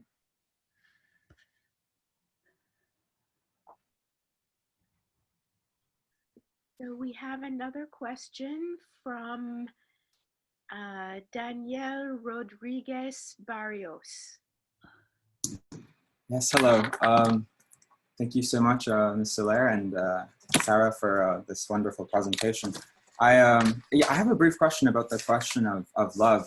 I recall reading in one of your articles, Colette, I think about Joyce, that's this idea that you spoke about today, about, you know, the love letter, right? It's like you are fooling your partner. You think that you are enjoying them, but you're really enjoying yourself, right? This idea. I'm wondering, you know, what is your position in relation to, I've heard Zizek, Slavoj Žižek have a similar position, but slightly different, where he says, you know, there's a difference maybe between narcissistic love and then a love that is like a true connection to alterity. I think the way that he puts it is like, you know, you love for no reason, basically, like the reasons become sidelined. My second question was, one moment, sorry. Sorry? Colette is asking me to translate this question. So maybe if I will translate and you look for your second question, yes? I found it if you'd like me to say it, or you can translate, up to you. Okay, just lest I forget what you had just said. Okay. So, la question concerne l'amour. Je crois que c'est surtout la question de la différence possible entre un amour qui soit narcissique et un amour qui rencontre l'altérité de l'autre, où on n'aime pas pour aucune raison comme telle. Et ce qui a été évoqué, selon Daniel, aussi par Žižek. C'est quelque chose qui a été évoqué par Daniel dans sa question, et il faisait aussi une référence à un article que vous avez écrit sur Joyce, mais je ne sais pas lequel. Voilà, ça c'est une première question. The second question? Oui, it's, you know, what would be an analyst who is not satisfied after the pass is the second question. And maybe you don't have, maybe optional third question, because maybe we're running out of time. It's also short. I'm wondering, you know, about this new symptom, right? And related to, let's say, the capitalist subject, whether you think that this, like, why would that make the subject not proper to analysis, even if you don't agree with it? Sarah, vous me traduisez? Oui, alors, deuxième question, j'ai oublié, excusez-moi. Je peux dire encore. So, what is an analyst that is not satisfied? What does that look like? Or what is that? Oui, un analyste qui n'est pas satisfait, qu'est-ce que c'est? Qu'est-ce que ça donne? Et la troisième question éventuelle, optionnelle, c'est pourquoi cette idée, même si vous n'êtes pas d'accord, mais pourquoi cette idée que le sujet de discours capitaliste avec de nouveaux symptômes, ça ne peut pas, comment dire, faire une analyse. Un bon candidat pour l'analyser, right? Ah oui. Vous n'êtes pas d'accord avec cette thèse, mais pourquoi les gens ils ont cette idée? Voilà les trois questions. Oui? Oui. Alors, si vous avez bien compris ce que j'ai développé, la distinction entre un amour qui serait narcissique et un où on ne rencontrerait que soi-même, et un autre où on rencontrerait l'éthérité de l'autre, eh bien, ça n'existe pas selon Lacan. If you had followed, Peut-être que ça existe selon Zizek. D'ailleurs, je ne m'imaginais pas que Zizek pouvait avoir une idée d'un amour qui rencontrerait l'autre. Mais enfin, en tout cas, ça n'existe pas selon Lacan. La seule chose, c'est-à-dire que ce que j'ai dit des répétitions dans l'amour, ça s'applique à tous les parlants. Bon, la seule chose qui ne rentre pas dans cette thèse, c'est la mystique. La mystique et le rapport à l'autre grand A de la mystique. Et quand Lacan, dans Télévision, évoque Dante, il développe ensuite que Béatrice, elle est ailleurs.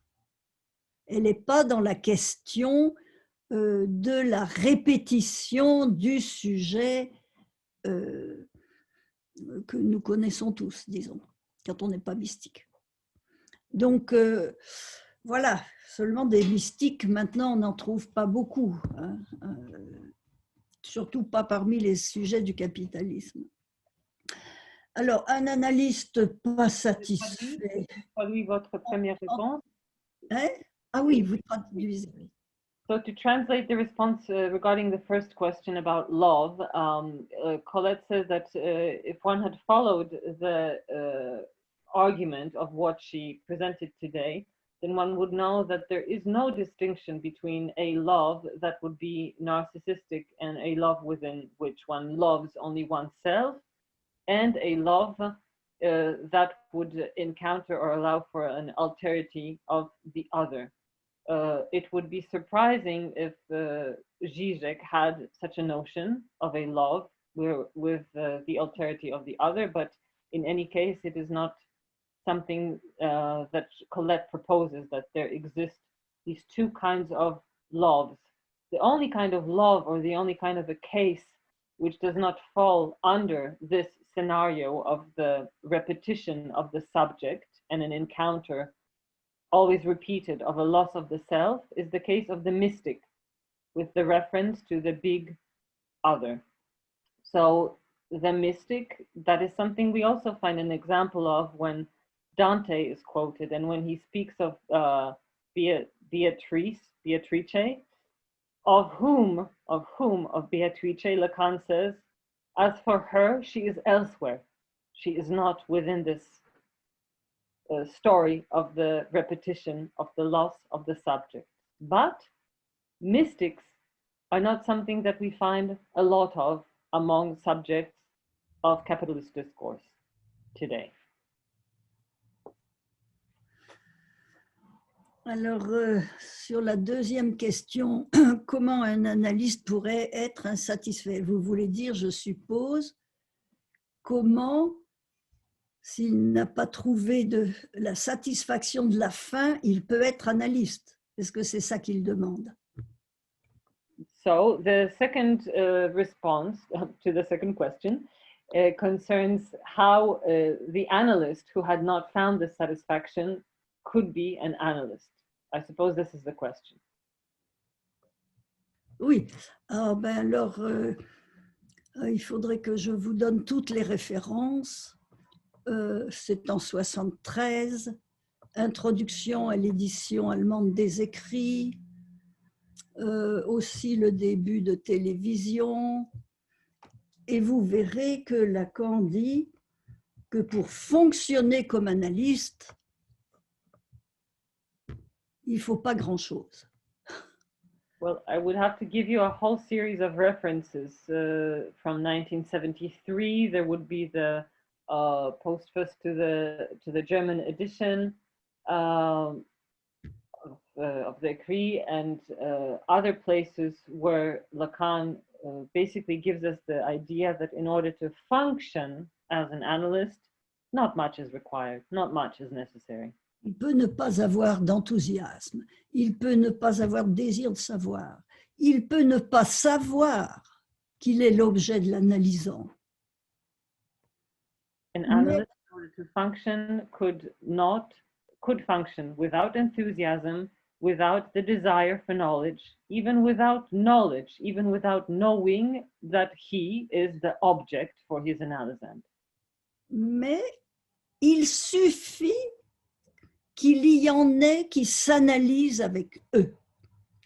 Je souligne l'expression que Lacan emploie là, c'est en 73.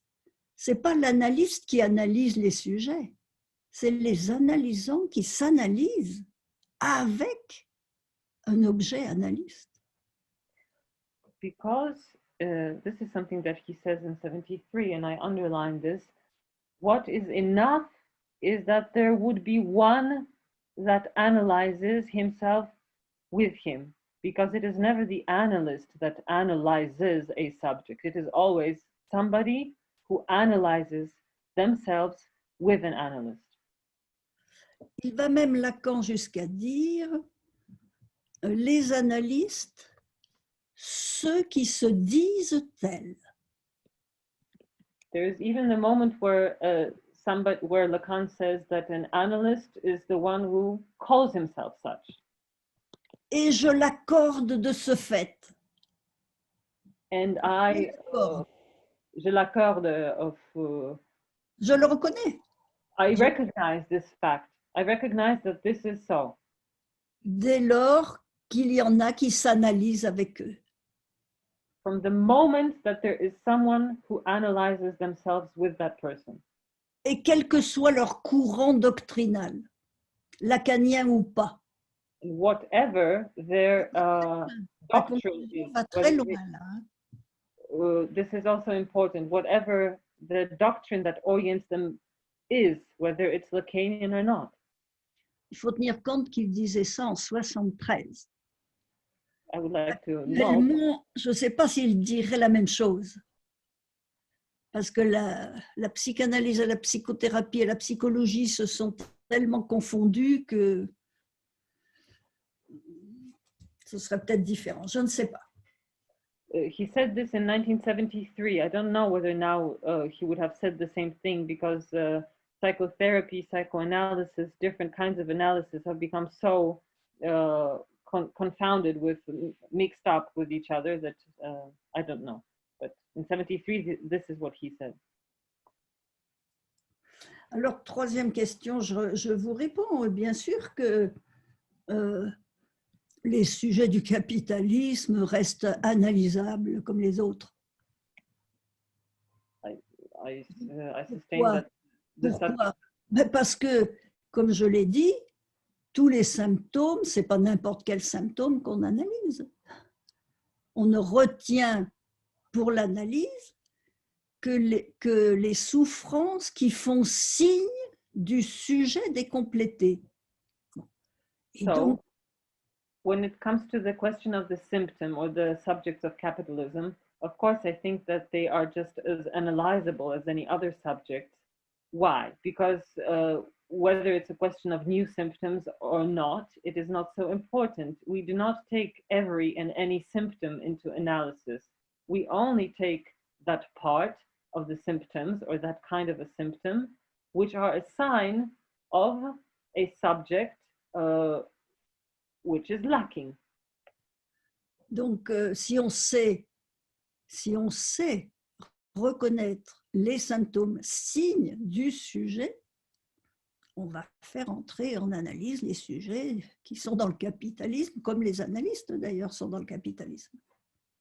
And if one knows how to recognize those symptoms that are signs of the subject, then one will be able to enter into analysis subjects which are subjects of capitalism, just like analysts are subjects of capitalism in today's world. Pas tous, évidemment, mais on n'a jamais fait rentrer tous les sujets en analyse. It will not be everyone, but it has never been the case. We never, ever made everyone enter analysis. Merci beaucoup à les deux, Sarah et Colette.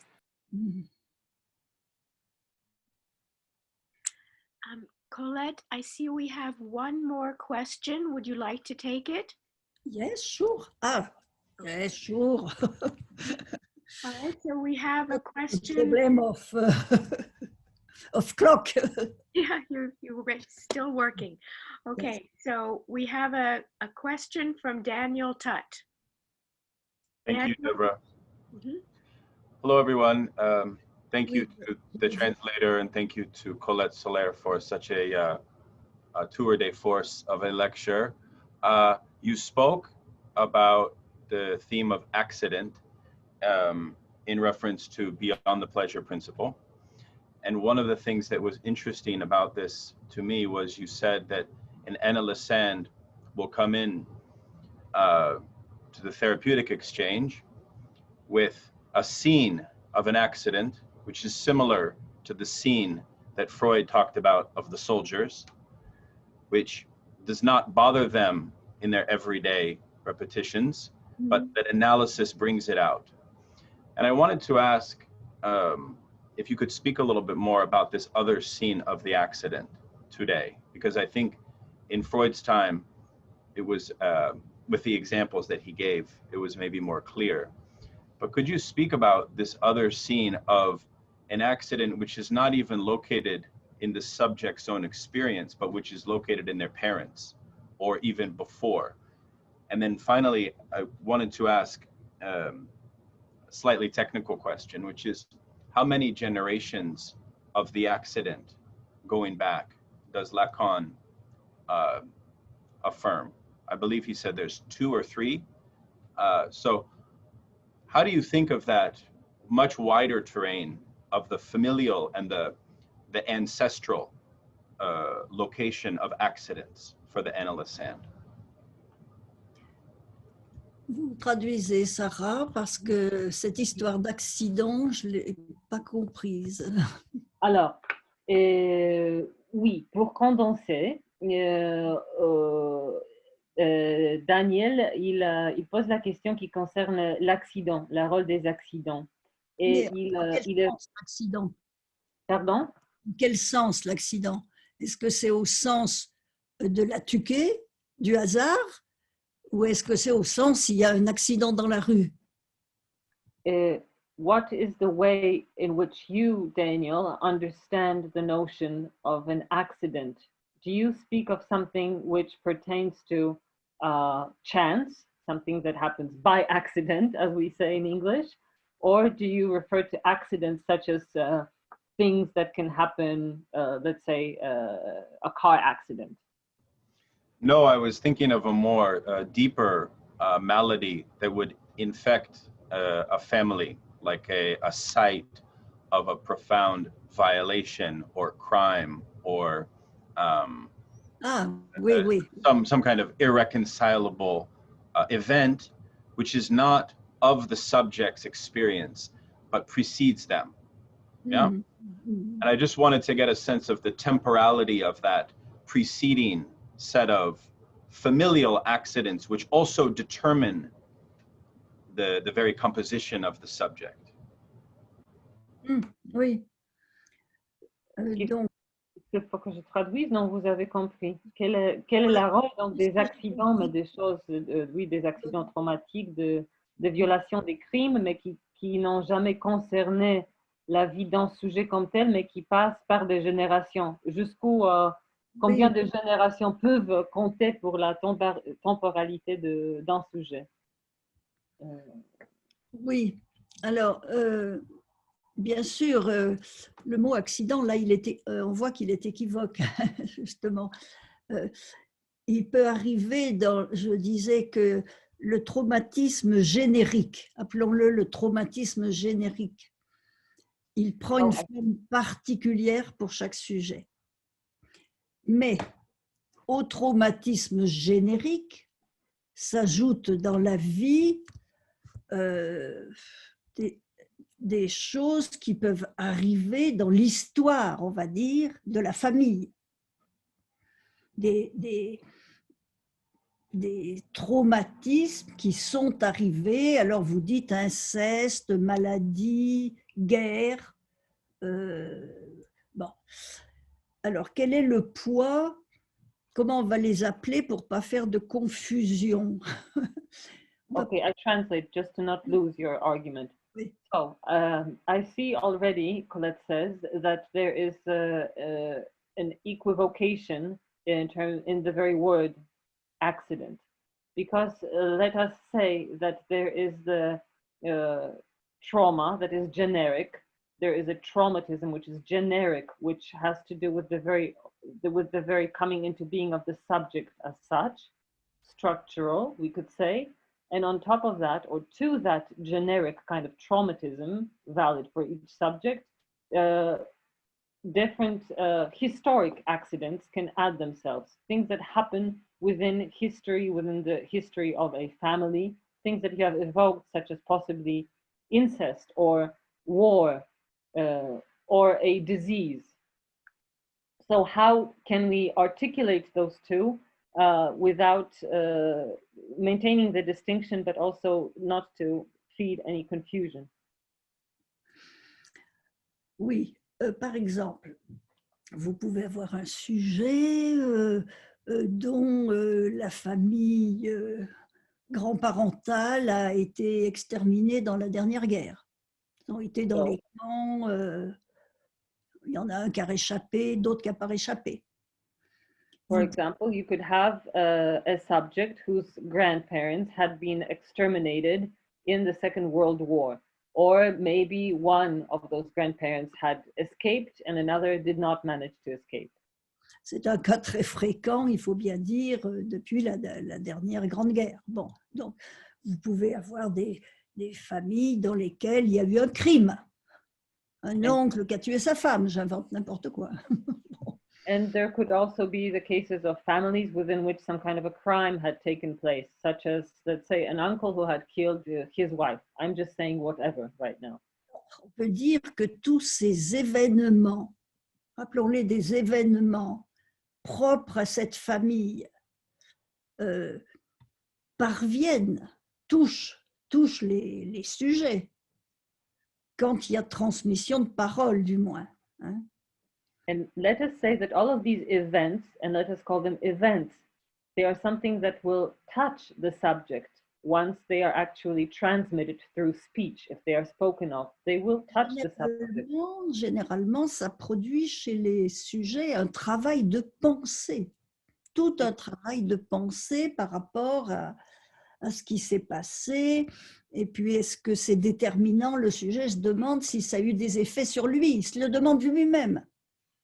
And so generally what happens is that these events spoken of produce a whole series of thoughts for the subject. The subject thinks a lot about these events and even asks the question themselves, have they determined something? Have they been déterminants? Yes, have they determined something for me? Je crois que pour le dire de façon générale, les généralités dans la psychanalyse sont toujours en partie fausses, puisque tout est particulier. Mais to say something very, very general about this, even though all generalizations are somehow partly, at least partly false within the domain of psychoanalysis, but nonetheless, to say something generally about this. Quel que soit l'impact qu'ont eu ces événements sur le sujet, whatever the impact that these events would have had upon the subject, généralement, ils servent à masquer le trauma générique. In general, what they do is they actually serve to mask the trauma, which is that generic trauma, proper to that subject. C'est pour ça d'ailleurs que le trauma générique, on y accède plus facilement chez les sujets qui n'ont pas eu de traumatisme événementiel pour eux-mêmes ou pour leurs antécédents. Les sujets qui ont vécu dans une famille tranquille, aimante, tout allait bien, grands-parents, parents, tout va bien, mais ils ont le malheur d'être sujets. So we can also see it that we almost have an easier access to this generic trauma, generic traumatism, in subjects that have not been subject to too many of those traumatizing events in the history of their lives and their families. We see this in subjects where they have a nice family, they had a nice childhood, everything seems to be going well, and yet they are suffering from the mere fact of being subjects. Mais il est vrai aussi que l'on peut aimer ces traumatismes comme soi-même. But it is also true that one can love these traumatisms as one loves oneself. Vous savez, là, je pastiche une phrase de Freud. This is a parody I'm making of a phrase of Freud, a sentence of Freud's. Freud qui dit le psychotique aime son délire comme lui-même. Freud had said of the psychotic that the psychotic subject loves his delirium. Is this the right word? Delirium. Délirium. Delirium as they love themselves. Delusion. Delusion, thank you. Yes. Delusion. Oui. The psychotic subject loves his delusion as they love themselves. Alors, de la même façon, homologue, on peut aimer ces traumatismes comme soi-même. And so by an analogy, we say that we can love these traumatisms as we love ourselves.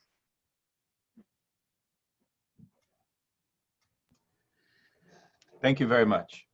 Bon. So, so I don't see any further questions. Last chance. We have not spoken about the mood, the fundamental mood of the subject and the analyst's position, but this is the question that Colette left us with. Jessica Chan. Yes.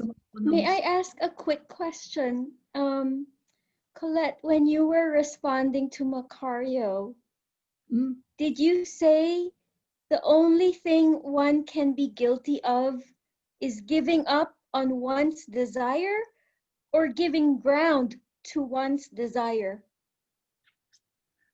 C'est plutôt une question de traduction. I think it's more of a question for translation, because Colette used the word quoting from Lacan's seminar on ethics of psychoanalysis. In French is that one can be guilty of. The verb in French is céder sur son désir. Céder sur is like giving up, but sometimes the translation is not to give ground, as in not to give up. Maybe is simpler in English. I'm sorry, but I recall that in English, I think in the text, there's that expression used to give ground, like you can give ground to someone. What does it mean to give ground? Give way to something, allow something is how I understand it. Yeah. So I wasn't sure if she meant. Give ground. Ah oui, je vois, oui, oui. What, so the only thing one can be guilty of is to give up on one's desire? Is that what she meant? Okay. It's give up is a better translation. Give up is a better translation because if you spoke about ground of desire, it's a big problem.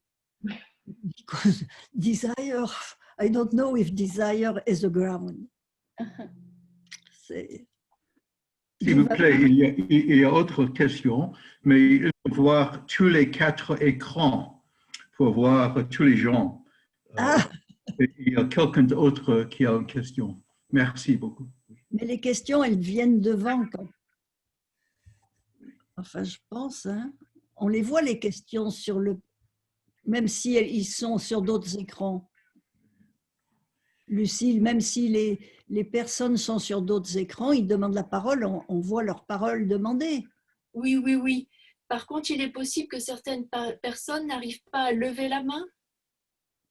Mais je pense que comme ils peuvent ouvrir leur micro, si vous n'arrivez pas à lever la main dans la fonction Zoom, prenez la parole maintenant pour dire « je voudrais poser une question ».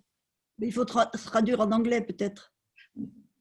Yes, if there's a problem to raise your question, to raise your question by raising your hand, Lucille has indicated that perhaps we should invite the members of the discussion to just say that they have a question verbally through the microphone.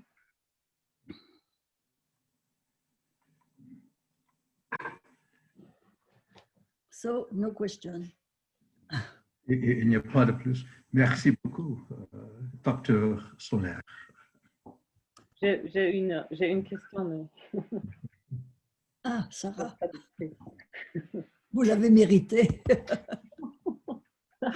Could I ask a technical question? It's okay. Sarah voulait poser une question, non?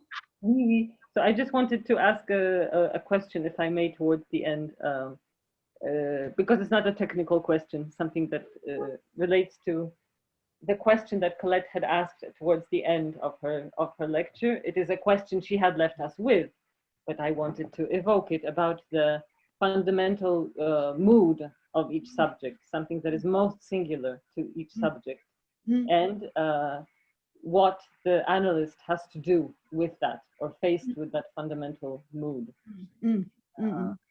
Donc je reviens sur ça comme une question. Est-ce que vous voulez en dire quelques mots de plus? Pas aujourd'hui. Pas aujourd'hui. Moi, j'aimerais poser une question en rapport à ça aussi.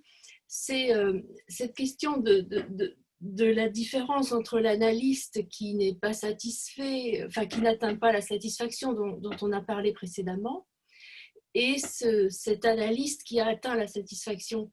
Est-ce que justement, c'est pas cette différence-là qui va faire la différence de réponse en tant qu'analyste sur ces moments précisément qui sont critiques de la fin? So Lucille's question has to do with the very idea that was evoked of an analyst who can function without satisfaction, and the possible difference between the analyst who functions with satisfaction, if the difference would not be found at that very moment, the crucial moment of intervention at the end, which would have something to do with the question of satisfaction for the one who finishes the analysis, si j'ai bien compris. En tout cas, bon, je ne vais pas rentrer dans la question parce que je suis en train de travailler dessus, mais je vous rappelle la thèse de Lacan dans la lettre aux Italiens. La fonction de l'enthousiasme, il ne la situe pas au niveau de la pratique analytique. So I will not actually answer the question because it is exactly what I am working on right now. It is something that I will be developing, but I would just remind you that in the Italian note, when Lacan speaks of enthusiasm, it is not an affect which is required for the practice of psychoanalysis as such. Il la situe du côté de l'analyste qui pense la psychanalyse. Et on peut la pratiquer sans la penser, c'est tellement évident. Well, it is an affect which is situated with regards to that analyst who thinks psychoanalysis, who thinks about psychoanalysis. And it is very much possible to practice psychoanalysis without thinking about it. It is so obvious. Merci. C'est pas une réponse complète, hein. C'était juste une indication sur l'orientation qu'il a pris à ce moment-là. It is not a complete answer. It is just some indication when it comes to what was guiding Lacan when he was putting forward this proposition at that time. En tout cas, c'est sur ce point que la norme menace. And in any case, it is exactly on that point where the norm is a form of a threat.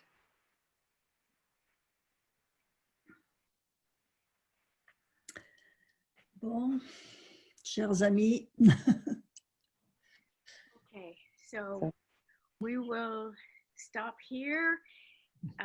Thank you so much, Colette, for your presentation. Once again, thank you, Sarah, for your translation, and Lucille, thank you for being here as the host. And thank you everyone for being here. Yeah, thank you. Thank you very much. Okay, bye everyone. Thank you for attending. Au revoir et bonne nuit.